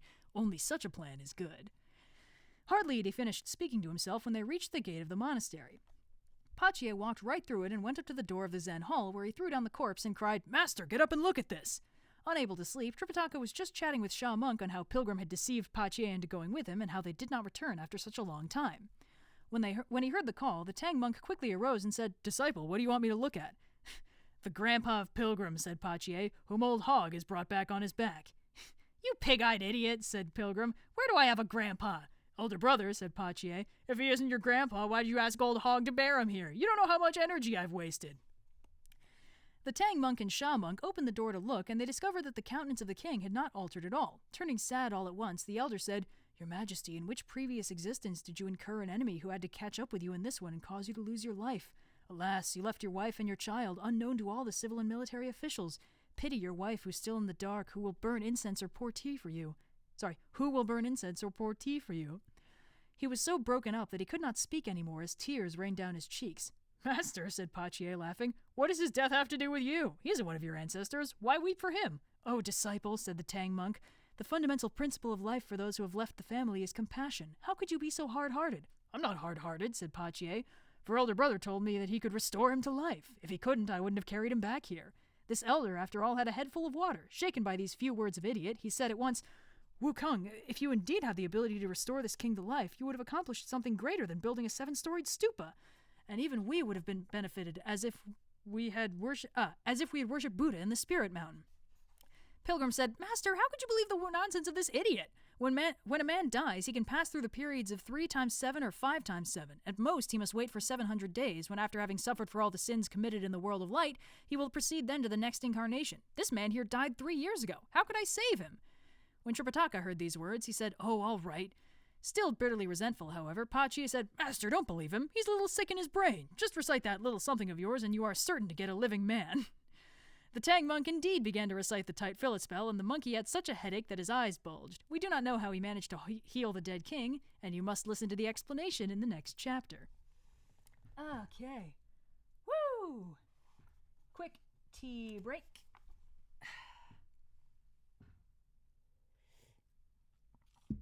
Oh, man.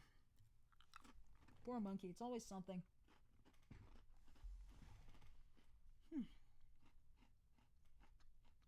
Oh, $5,951. We're creeping up on 6K, which is very nice.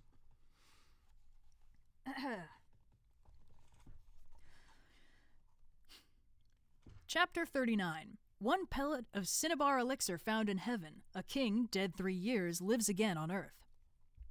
We were telling you about the great sage son who could hardly bear his headache. "Master," he pleaded pitifully, "stop reciting! Stop reciting! Let me try to heal him!" Whoops, sorry about that. I just bashed my mic.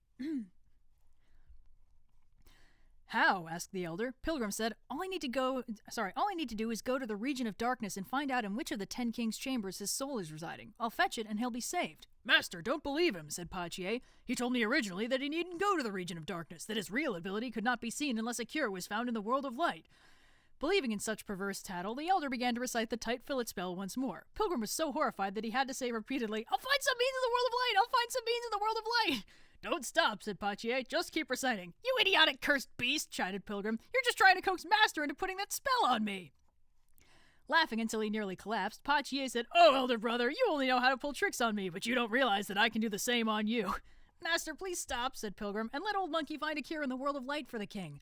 "Where would you find it in the world of light?" said Tripitaka. "With a single cloud somersault," said Pilgrim. "I shall penetrate the south heavenly gate, but I'll not go into the Big Dipper Palace nor into the Divine Mist's Hall. Instead, I shall go straight up to the 33rd heaven, to the Tushta Palace of the Griefless Heaven. When I see Lao Tzu there, I shall beg him for 1 pellet of his soul-restoring elixir of 9 turns, which will certainly make this man live again." When Tripitaka heard these words, he was very pleased and said, "Go quickly and come back."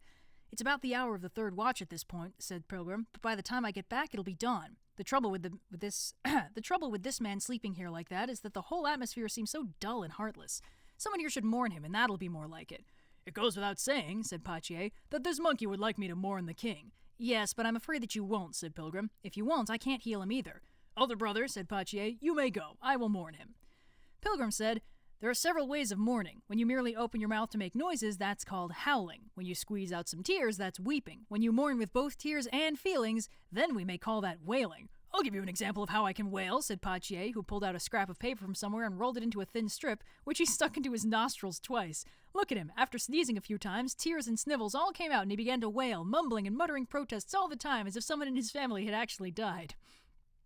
He bawled lustily, and when his passion rose to a terrific pitch, even the Tang Elder was moved to tears. "That's the sort of grief I want you to show," said Pilgrim with a laugh, "and you are not permitted to stop. For if you, idiot, think that you can quit mourning after I leave, you are mistaken, for I can still hear you. You'll be all right if you keep this up, but the moment I discover that your voice has stopped, your shanks will be given 20 strokes. "You go," said Pachier, chuckling. "Once I start to mourn, it'll take me a couple days to finish." When Shah Monk heard how stern Pilgrim's reprimand of Pachier was, he went and lit a few sticks of incense to bring to offer to the dead king. "Fine, fine," said Pilgrim, laughing. "When the whole family shows reverence like that, old monkey can then exert his efforts." Dear great sage, at this hour of midnight he took leave of master and disciples, the three of them. Mounting the cloud somersault, he entered at once the south heavenly gate. Indeed, he did not go before the treasure hall of divine mists, nor did he ascend to the Big Dipper Palace. Treading on his cloudy luminosity, he went straight to the griefless heaven, the Tushta Palace of the 33rd heaven. The moment he walked inside the door, he discovered Lao Tzu sitting in the elixir chamber. In the process of making elixir, he and a few divine youths were tending the fires with plantain fans. When he saw Pilgrim approaching, he immediately instructed the youths with these words: "Take care, each of you. The thief who once stole our elixir is here." Bowing to him, Pilgrim said with laughter, "Venerable sir, don't be silly. Why take such precaution against me? I don't do those things anymore."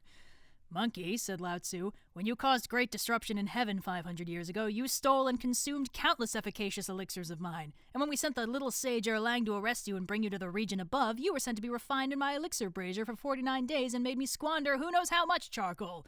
You were lucky to have regained your freedom when you embraced the Buddhist fruit and resolved to accompany the Tang monk to the western heaven to acquire scriptures. But even then, you were still giving me a hard time when I asked you for my treasures after you'd subdued the demons some time ago on the level top mountain. What are you doing here today?" "I didn't give you a hard time," said Pilgrim. "Old Monkey at the time gave you back your 5 treasures without delay. Why are you still so suspicious?" "Why aren't you on the road then?" said Lao Tzu. "Why did you sneak into my palace?" Pilgrim said, "Oh boy, it's a paragraph recap."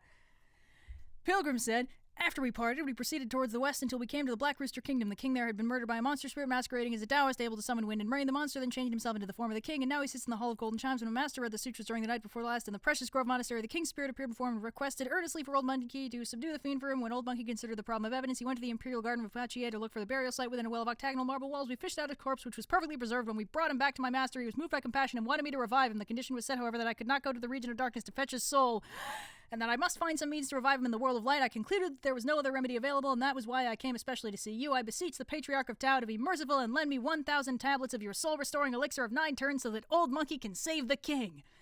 "Whew!" "This ape is babbling," said Lao Tzu. "What are you saying? 1,000 tablets? 2,000 tablets? You eat them like rice? You think they're kneaded with mud? That easy? No, go quickly. I have none."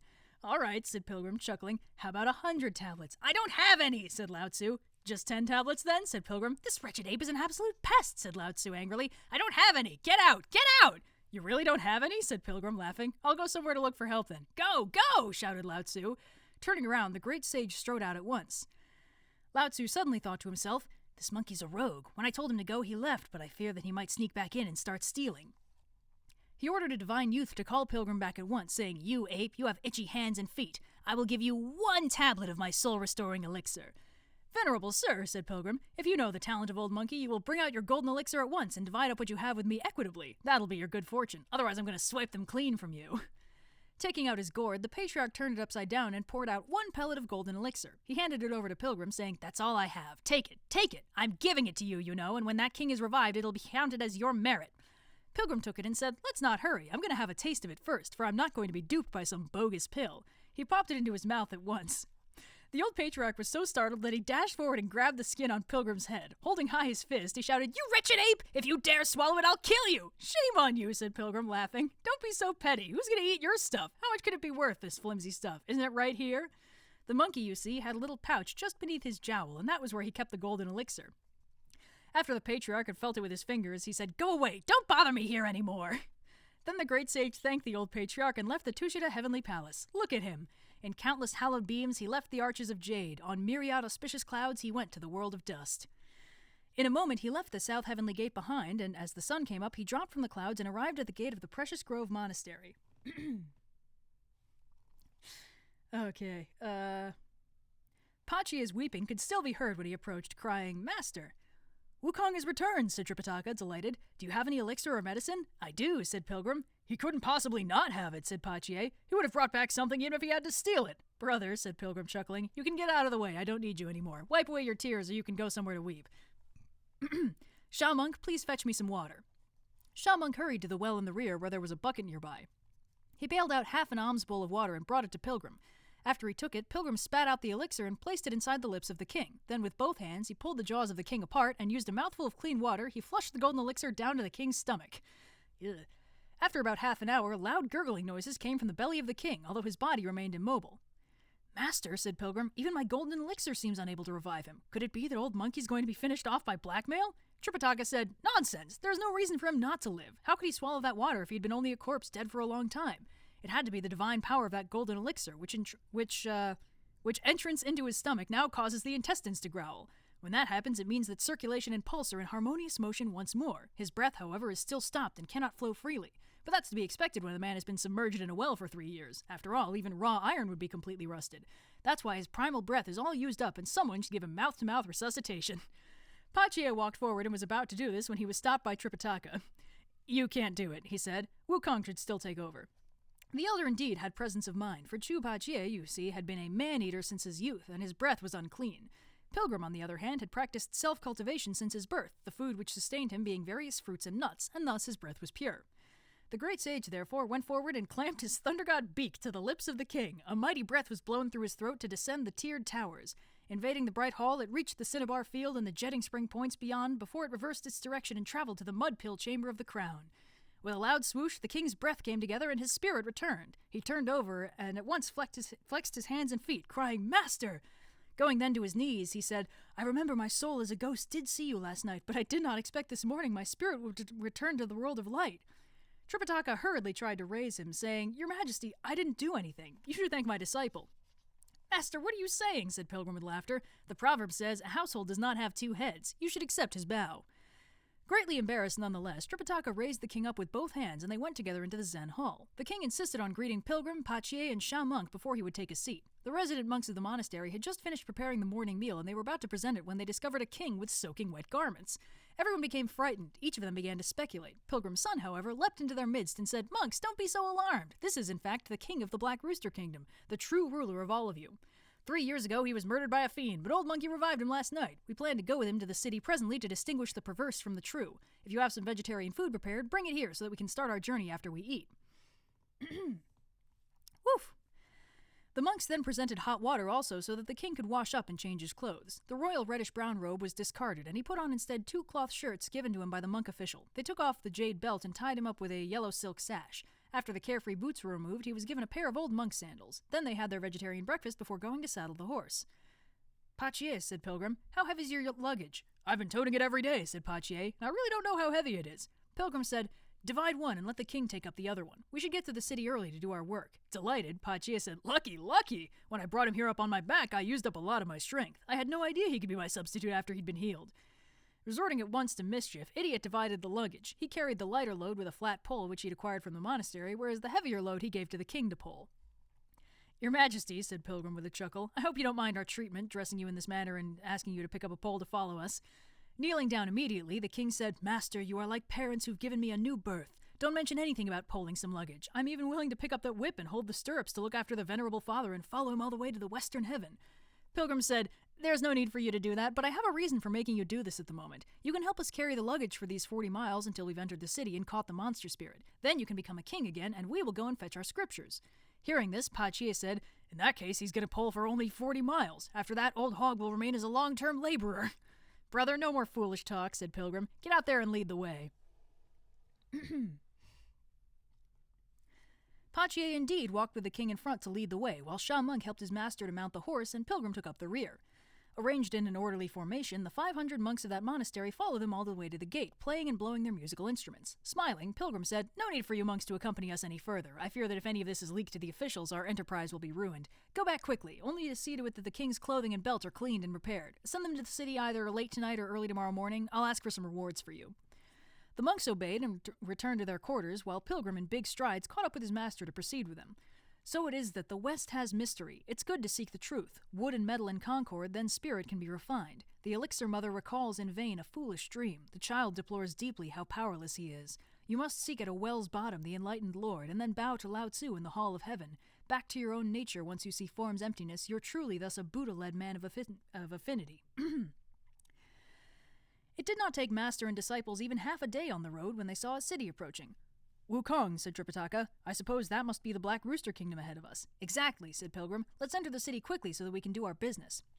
After they entered the city, master and disciples found the population well-mannered and a great deal of bustling activities. As they walked along, they soon came upon the phoenix bowers and dragon towers, exceedingly grand and ornate edifices for which we have a testimonial poem. Oh, good.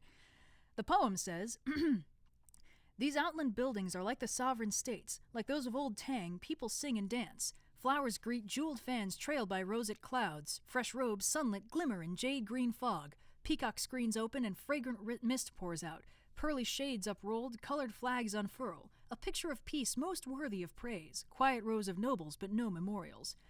"Disciples," said Tripitaka as he dismounted, "we might as well go right into the court to have our rescript certified and not be bothered by some bureaucratic office." "That's reasonable," said Pilgrim. "We brothers will go in with you. It's easier to talk when you have more people on your side." The Tang monk said, "If all of you are going inside, you must not be rowdy. Let's go through the proper ceremony of greeting a ruler before we do any talking." "If you want to go through that," said Pilgrim, it means that you have to prostrate yourself." "Exactly," said the Tang monk. "We have to undertake the grand ceremony of 5 bows and 3 kowtows." "Master, you're too insipid," said Pilgrim with a chuckle. "It's so unwise of you to want to pay homage to that character. Let me go in first, for I know what I'm going to do. If he has anything to say to us, let me answer him. If I bow, you all can bow with me. If I crouch, you crouch also." Look at that mischievous Monkey King. He went straight up to the gate of the court and said to the guardian official, "We have been sent by the throne of the great Tang in the land of the East to go worship Buddha in the western heaven and to acquire scriptures from him. Having arrived in this region, we would like to have our rescript certified. May we trouble you to report this to the king so that the act of virtuous fruit will not be delayed?" The custodian of the Yellow Gate went at once to the gate of the main hall and knelt before the vermilion steps to memorialize, saying, "There are 5 monks outside the gate of the court who claim that they have been sent by imperial decree from the Tang nation in the land of the East to go see Buddha for scriptures in the western heaven. They would like to have their rescript certified, but they dare not enter the court, and they await your summons." "Oh, no, please, repeat it again. Why not?" The Demon King at once gave the order to summon them inside. The Tang monk then proceeded to walk inside the court, followed by the king, who had been revived. As they walked, the king could not stop the tears from rolling down his cheeks, thinking to himself, "How pitiful indeed! My bronze-guarded empire, my ironclad domain has been secretly taken over by him." "Your Majesty," said Pilgrim softly, "you must not show your sorrow at this moment, for we may reveal everything. The rod in my ear is getting rather restless. In a moment it will achieve a great merit by beating a demon to death and banishing all perversity. Your empire will soon be returned to you." The king dared not disobey. Pulling up his robe to wipe away the tears, he followed them resolutely up to the Hall of Golden Chimes. The rows of civil and military officials, some 400 of them, all stood there with great sobriety and noble looks. Pilgrim led the Tang monk up the white jade steps. He then stood still and remained erect. Sure. All those officials beneath the steps became terrified, saying, "This monk is most foolish and base. When he sees our king, why does he not prostrate himself, nor does he express his praise? He does not even give a bow. How audacious and rude!" Before they even finished speaking, the Demon King asked, "Where did this monk come from?" Pilgrim replied boldly, "From the great Tang nation in the land of the East, in the South Jambudvipa continent, someone sent by imperial decree to go seek the living Buddha in the great Thunderclap Monastery of India and the Western Territories for true scriptures. Having reached this region, I do not want to pass through it without having our travel rescript certified." When the Demon King heard what he said, he became angry, saying, "So what if you are from the land of the East? We are not paying tribute in your court, nor have we any intercourse with your nation. How dare you neglect your etiquette and not bow to us?" Laughing, Pilgrim said, "Our heavenly court in the land of the East was established in antiquity, and ours has been called the superior state for a long time. Yours is only a state of the hinterlands in an inferior region. Haven't you heard the ancient adage, the king of the superior state is father and ruler, whereas the king of the inferior state is son and subject? You haven't even received me properly, and you dare chide me for not bowing to you? Infuriated, the Demon King shouted to the civil and military officials, "Seize this wild monk!" When he said seize, all the officials surged forward. Pointing immediately with his finger, Pilgrim cried, "Cease!" That, you see, was the magic of immobilization, which made the various officials unable to move at all. Truly, the captains before the steps looked like idols of wood, and the marshals in the palace resembled men of clay. When the Demon King saw how Pilgrim had rendered immobile all the officials, he leapt up from the dragon couch and was about to seize Pilgrim himself. Secretly delighted, the Monkey King thought, "Good, exactly what old Monkey wanted. The moment you come near your head, even if it's made of raw iron, is going to have a gaping hole when my rod finds it." God damn it, the phrasing. He was about to strike when suddenly a saving star appeared from one side. Who was it, you ask? It was none other than the Prince of the Black Rooster Kingdom. Dashing up to tug at the Demon King's garment, the prince knelt before him and said, "Let the anger of Father King subside." "What do you want to say, my child?" asked the monster spirit. "Let me report this to Father King," said the prince.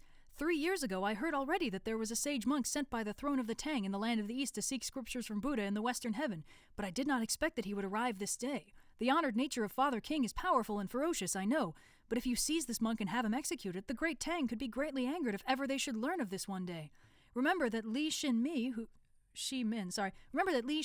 who, since he established his throne, did succeed in uniting his empire, still not content, he went on various expeditions of conquest to foreign lands. If he discovered that our king has murdered the sage monk, his bond brother, he will most certainly call up troops and horses to war with us. When we realize then how small our army is and how weak our generals are, it will be too late for regrets. Let the Father King approve the memorial of his son. Let him make a thorough investigation of the background of these 4 monks. We must first establish why they would not pay homage to the throne before we convict them. This whole speech, you see, was motivated by the prince's caution, who feared that the Tang monk might be hurt, and that was why he deliberately stopped the demon. The prince, of course, did not know that Pilgrim was about to strike. Consenting indeed to the words of the prince, the Demon King stood before the dragon couch and loudly asked, "When did this monk leave the land of the East? For what reason did the Tang Emperor ask you to seek scriptures?" Again, Pilgrim replied boldly, "My master is the bond brother of the Tang Emperor, and his honorific is Tripitaka. There is a prime minister before the Tang throne whose name is Wei Cheng, and who has by the decree of heaven beheaded an old dragon of the Qing River. Because of this, the great Tang Emperor also had to tour the region of darkness in his dream." Oh god, this just keeps going.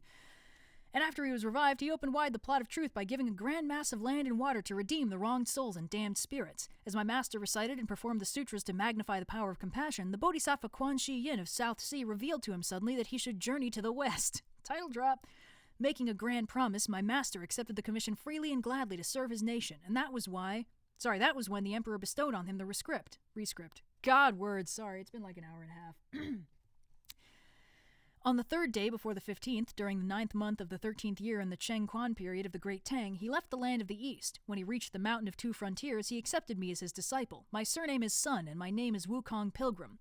Next, we arrived at the Cow family village of the Tibet Kingdom, where my master made his second disciple. His surname is Chu, and his name is Wu Neng Pai Chia. At the Flowing Sand River, the 3rd disciple joined the fold. His surname is Sha, and his name is Wu Ching Monk. The day before yesterday, at the Precious Grove Monastery built by Imperial Command, we newly acquired a mendicant Taoist who now helps us with poling the luggage. After the Demon King heard this speech, he found it difficult to turn up an excuse for examining further the Tang monk, and it was even more difficult for him to try and overwhelm Pilgrim with deceptive interrogation. Glowering, he said, "You, monk, when you first left the land of the East, you were all by yourself, but then you accepted all these 4 persons into your company? These 3 monks may be all right, but this Taoist looks most suspicious. This mendicant must have been kidnapped from somewhere. What is his name? Does he have a certificate of ordination? Bring him up here and let me make a deposition." Trembling all over, the king said, "Oh, master, how shall I make this deposition?" Giving him a pinch, Pilgrim said, "Don't be afraid. Let me do it for you." Dear great sage, he strode forward and said to the fiend in a loud voice, "Your Majesty, this old Taoist is not only dumb, but he is also somewhat deaf. We took him on because he knew the way to the Western Heaven, having gone there himself in his younger days. I know everything about him, his background, his origin, his rise and fall. I beg your Majesty's pardon, but let me make the deposition for him." "Do it quickly and truthfully," said the Demon King, "lest he be convicted of a serious offense." Whew. Okay. Pilgrim said, Of this deposition, the mendicate's quite old. Deaf, dumb, and dim-witted, he's also poor. A man whose native home was in this place. He met defeat and ruin 5 years ago. With no rain from the sky, folks turned shriveled and dry. King and subjects all abstained and fasted. They bathed and burned incense to pray to heaven. But no cloud was seen for 10,000 miles. While people starved as though hung upside down, there came from Chengnan a complete truth fiend who called up wind and rain to show his power, and then took in secret the king's own life. The victim was pushed down a garden well. The dragon seat was taken, unknown to man. Luckily, I came. My merit was great. No snag it was to bring life back from death. Willing to submit as a mendicant, he would follow the monk to face the west. That specious king is a Taoist, in fact. This Taoist is in truth the rightful king. When that demon king on the Hall of Golden Chimes heard this speech, he became so frightened that his heart pounded like the feet of a young deer and his face was flushed with red clouds. He wanted to run away at once, but he did not even have a weapon in his hands. Turning around, he saw one of the captains of the palace guards, who had a scimitar buckled to his waist and who had been rendered a dumb and stupid person standing there by Pilgrim's magic of immobilization. Dashing up to him, the demon king took his scimitar and then immediately mounted the clouds to escape in the air.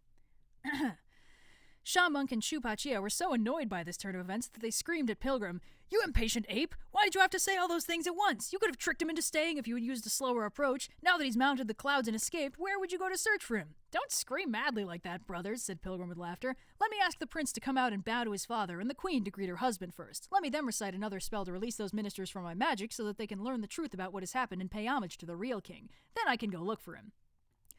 Dear great sage, after he disposed of everything he said he would do, he told Pachier and Sha Monk, take care to guard rulers and subjects, father and son, husband and wife, and our master. I'm off." Hardly had he finished speaking before he was completely out of sight.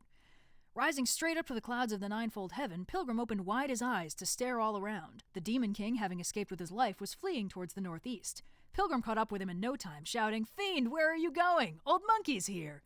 Swiftly turning around, the demon king brought out his scimitar and said with a loud voice, "Pilgrim's son, what a rogue you are! I took the throne of another man, but that didn't concern you. Why did you have to be involved in someone's affairs and reveal my secret?" Roaring with laughter, Pilgrim said, "You audacious, lawless fiend! You think you ought to be permitted to be a king? If you recognized Old Monkey, you should have fled at the earliest opportunity to the farthest place. How dare you try to give my master a hard time asking for that so-called deposition? That deposition I gave you just now, was that accurate or not? Don't run away now. If you're a man, have a taste of Old Monkey's rod." Oh, the phrasing. The Demon King stepped aside to dodge the blow before he wielded the scimitar to meet his opponent. The moment their weapons joined, it was a marvelous battle. Truly, the Monkey King is fierce, the Demon King is strong, rod and scimitar dare each other oppose. This day, the three regions are bedimmed by fog, all for a king's restoration to his court. After the two of them fought for a few rounds, the Demon King could no longer withstand the Monkey King and fled instead back into the city on the way he came. Hurling himself into the 2 rows of civil and military officials before the White Jade Steps, the Demon King gave his body a shake and changed into an exact image of Tripitaka Tang, both of them standing hand in hand before the steps. The great sage arrived and was about to strike with the rod when the fiend said, "Disciple, don't hit me! It's I!" Pilgrim turned the rod towards the other Tang monk, who also said, "Disciple, don't hit me! It's I!" There were 2 Tang monks exactly alike and most difficult to distinguish. Thinking to himself, if I kill the monster spirit with one blow of the rod, it would be my merit all right, but what would I do if that blow happens to kill my true master? Pilgrim had to stop and ask Pachier and Sha Monk, "Which is the fiend and which is our master? Point him out to me so that I can strike him." "You two were yelling and fighting in midair," said Pachier, "and when I blinked my eyes, I saw 2 masters in the next moment. I don't know who's real and who's false."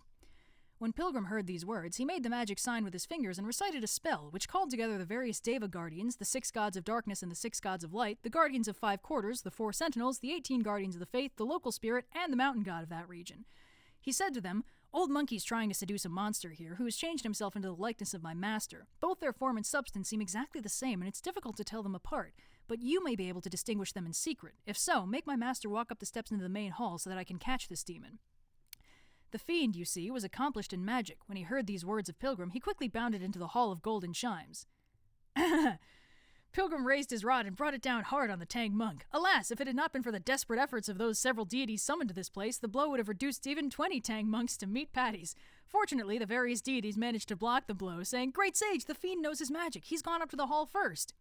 Pilgrim gave chase at once, and the Demon King ran outside the hall to catch hold of the Tang monk once more in the crowd. After this confusion, they again could not be distinguished. Pilgrim was highly displeased, and when he saw, moreover, that was snickering on one side, he became enraged, saying, "What's the matter with you, stupid, I don't know what that word means, idiot?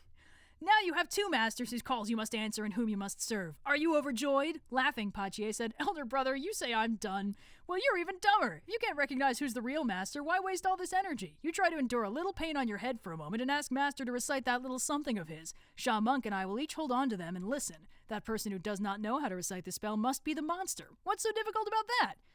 Thank you, brother, said Pilgrim. You've got it. That little something indeed is known only to 3 persons. Born of the very mind of our Buddha Tathagata, it was transmitted to the Bodhisattva Quan Shi Yin, who then imparted it to my master. There's no other person who has knowledge of it. All right, master, start your recital. In truth, the Tang monk began to recite, but how could the Demon King know what to do? All he could do was mumble something, and Pachier said, This one mumbling is the monster! He let go and raised his muckrake to strike at the Demon King, who leapt up and tried to flee, treading the clouds. Dear Pachier, with a shout he mounted the clouds also to give chase. Sha Monk hurriedly abandoned the Tang monk and brought out his precious staff to do battle.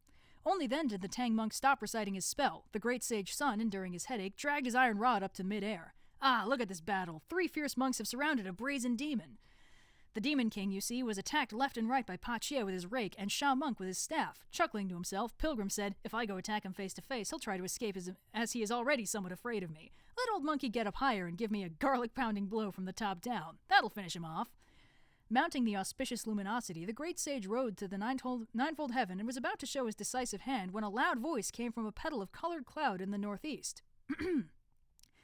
Sun Wukong, don't do it! When Pilgrim turned to look, he discovered the Bodhisattva Manjusri. Quickly putting away his rod, he drew near and bowed, saying, Bodhisattva, where are you going? I came, said Manjusri, to put away this fiend for you. Pilgrim thanked him and said, I'm greatly obliged. Taking out an imp-reflecting mirror from his sleeve, the Bodhisattva aimed it at the fiend, and the image of its original form became visible at once. Pilgrim called Pachier and Sha Monk to come to greet the Bodhisattva and to look into the mirror. Exceedingly ferocious in appearance, the Demon King had eyes like large goblets of glass, a head like a cooking vat, a body of deep summer green, and 4 paws like autumn's frost. 2 large ears that flipped downwards, a tail as long as a broom, green hair full of fighting ardor, red eyes emitting gold beams, rows of flat teeth like jade slabs, round whiskers rearing up like spears. The true form seen in the mirror was Manjusri's Lion King. Bodhisattva, said Pilgrim, so this is the green-haired lion who serves as your beast of burden. How was it that he had been turned loose so that he could become a spirit here? Aren't you going to make him submit to you? Wukong, said the Bodhisattva, he was not turned loose. He had been sent by the decree of Buddha to come here. Pilgrim said, You mean that this beast's becoming a spirit to usurp the throne of a king was a decree of Buddha? If that's the case, old monkey, who is accompanying the Tang monk through all his trials, should have been given several imperial documents. The Bodhisattva said, You don't know that this king of the Black Rooster Kingdom was dedicated to virtue and to the feeding of monks at first. The Buddha sent me to lead him to return to the West so that he could attain the golden body of an arhat. I could not, of course, reveal myself to him in my true form, and so I changed myself into an ordinary mortal monk to beg some food from him. During our conversation, a few words of mine put him on the spot. Not realizing that I was a good man after all, he tied me up with a rope and sent me into the imperial moat. I soaked in there for 3 days and nights before the 6 gods of darkness rescued me back to the West. Tathagata therefore sent this creature here to push him down the well and have him submerged for 3 years in order to exact vengeance for my water adversity of 3 days. Thus not even a supper bite is not foreordained, and we had to wait for all of you to arrive and achieve this merit. You might have repaid the private grievance of your so-called 1 supper, 1 bite, said Pilgrim, but who knows how many human beings that fiendish creature has harmed? He has not, said the Bodhisattva. In fact, these 3 years after his arrival have seen nothing but winds and rain in season, prosperity for the kingdom and peace for the inhabitants. Since when has he harmed anyone? Even so, said Pilgrim, those ladies of the 3 palaces did sleep with him and rise with him. His body has defiled many and violated the great human relations countless times. And you say that he's not harmed anyone? The Bodhisattva said, He has not defiled anyone, for he's a gelded lion. I don't know what that means. When Pachier heard this, he walked near and gave the creature a pat, saying with a chuckle, This monster spirit is truly a red nose who doesn't drink. He bears his name in vain. I don't know what that means either. All right, said Pilgrim, take him away. If the Bodhisattva did not come here himself, I would never have spared his life. Reciting a spell, the Bodhisattva shouted, Beast, how long are you going to wait before you submit to the rite? The Demon King at once changed back to his original form, after which the Bodhisattva released the lotus flower seed to be placed on the back of the lion. He then mounted the lion, who trod on the auspicious luminosity and left. Aha! He went straight to the Wu Tai Mountain to hear sutras explained before the lotus seed. We do not know, finally, how the Tang monk and his disciples leave the city, and you must listen to the explanation in the next chapter, which we will get through. Actually, this chapter might start something else. Hold on, let me just check. Oh, wait, you know what? I think this next chapter might... It's Red Boy. The next chapter is about Red Boy. Woo! Okay, well, we probably shouldn't read the whole thing. Hold on. Oh, man. It's like an old friend. Okay. Chad is telling me that the gelding lion means that the lion was neutered. So he was just hanging out. Okay, cool. So let's read the beginning of this chapter. Take it up to the hour. Even with the stream's errors, it still seems to have come to about 2 hours, which is good. Okay. So, chapter 40, the chapter title is about Red Boy showing up. By the child's tricky transformations, the Zen mind's confused. Ape, horse, spatula, and wood mother, all are lost. Who's spatula? We were telling you about the great sage Sun and his 2 brothers, who lowered their clouds and returned to the court. They were met by the king, the queen, and their subjects, all of them lined up in rows to bow and to express their thanks. Pilgrim then gave a complete account of how the Bodhisattva came to subdue the monster, and all the officials in court touched the top of their heads to the ground in adoration. As they were thus rejoicing, the custodian of the Yellow Gate arrived to announce, "My lord, there are 4 more monks who have arrived at the gate." A little apprehensive, Pachier said, "Elder brother, could it be that the monster spirit, having used magic to disguise himself as the Bodhisattva Manjusri to deceive us, has now changed again into some kind of monk to match wits with us?" "How could that be?" said Pilgrim, who then asked that the monks be summoned inside. After the civil and military officials transmitted the order and the visitors entered, Pilgrim saw that they were monks from the Precious Grove Monastery, who came bearing the Rising to Heaven cap, the green jade belt, the brownish-yellow robe, and the carefree boots. Highly pleased, Pilgrim said, "It's wonderful that you've come." He asked the Taoist to step forward. His head wrap was taken off, and the Rising to Heaven cap was placed on his head. The cloth garment was stripped off, and he put on the brownish-yellow robe instead. After he untied the silk sash and took off the monk sandals, he buckled on the jade-green belt and climbed into the carefree boots. The prince was then told to bring out the white jade token so that the king might hold it in his hands, and he was asked to ascend the main hall to be king once more. As the ancient proverb said, the court should not be one day without a ruler.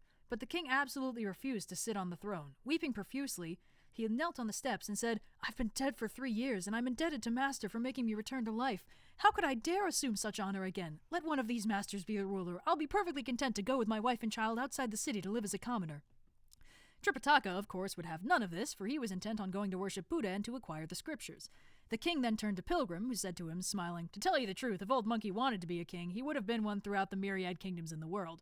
But all of us are used to the leisurely and carefree existence of monks. If I become a king, I will have to let my hair grow again. Won't be able to retire when it's dark, nor will I be able to sleep beyond the hour of the 5th watch. I'll be anxious when reports from the borders arrive. I'll have endless worries when there are disasters or famines. How could I live with these things? So you may as well be the king, and we shall continue to be monks to cultivate our merit."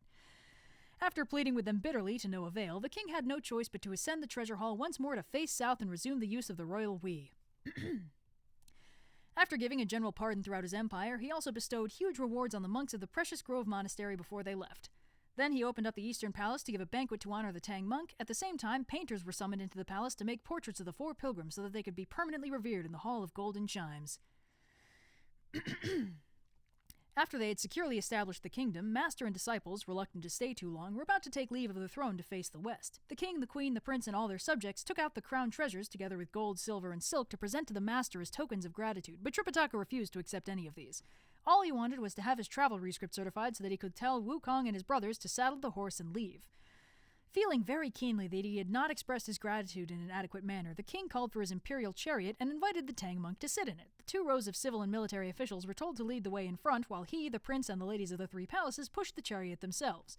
Only after they had gone out of the city wall was the Tang monk permitted to descend from the dragon chariot to take leave. "O master," said the king, "when you have reached the western heaven and retrace your steps with your scriptures, you must pay our region a visit." "Your disciple obeys you," said Tripitaka, and the king went back to the city tearfully with his subjects. The Tang monk and his 3 disciples again took up the labyrinthine path, their minds intent only on bowing at the Spirit Mountain. Whew! After this is when the Red Boy thing starts happening, which is great fun. But, as we've already done that, and, this is one of those stories. It's kind of like 1001 Nights, where like there's no satisfying resolution to any story at the end of any given chapter, because like the whole point is, oh, I guess you'll just have to keep reading. What a shame. So yeah, that's the vibe. Woof. But yeah, I hope everyone has had a good time with this. I mean, you seem to have had a good time. There's still 2,000 of you, which is pretty impressive. Let me just check the progress of the thingy. Oh my god! The money count is at $6,420.69. Ah, that is amazing. Woo! Feeding the kids with memes. All right. Well, that was awesome. I hope you guys had a good time. Let's drag this out to 1 more minute so we get that even 2 hours. Woof. The Red Boy chapter is interesting, but I honestly thought this section, because this section's only like 4 chapters, you don't imagine that takes 2 hours to read out loud. So I was like, oh yeah, I'll finish that up, and then who knows how far we'll go. Maybe we'll even finish the volume. Joke's on me. We read like 30 pages. Man, reading out loud is it's way longer than I thought. But anyway, thanks for tuning in. I mean, I'm really glad this worked out. I mean, I don't want to like read ahead because that'll get into spoiler territory, and don't tell anybody, but I have been working on figuring out the script for the next exciting episode of Journey to the West. Yeah, I mean, there's plenty of like just goofy little anecdotes and stuff. We could also reread from the beginning if you want to see Monkey. It is absolutely most feral and chaotic, which is pretty hilarious. But yeah, I hope you all had a good time. I'm gonna end the stream in a moment or two. Just, get this out of the way. The archive should be up almost immediately. I hope the stream failures don't distract too much. I mean, we retreaded a few things, but I think it's okay. Yeah, and this should be added to the live stream and the reading playlist pretty soon. And yeah. So, I will see you guys tomorrow when we do the video game stream. We're going to be playing Assassin's Creed Brotherhood. I think it's the Blue was telling me about this. It's the run where like you destroy Da Vinci's war machines. So, that's going to be exciting. Hopefully we actually destroy some war machines rather than a repeat of the infamous Dragon stream. And I will see you guys later. Goodbye.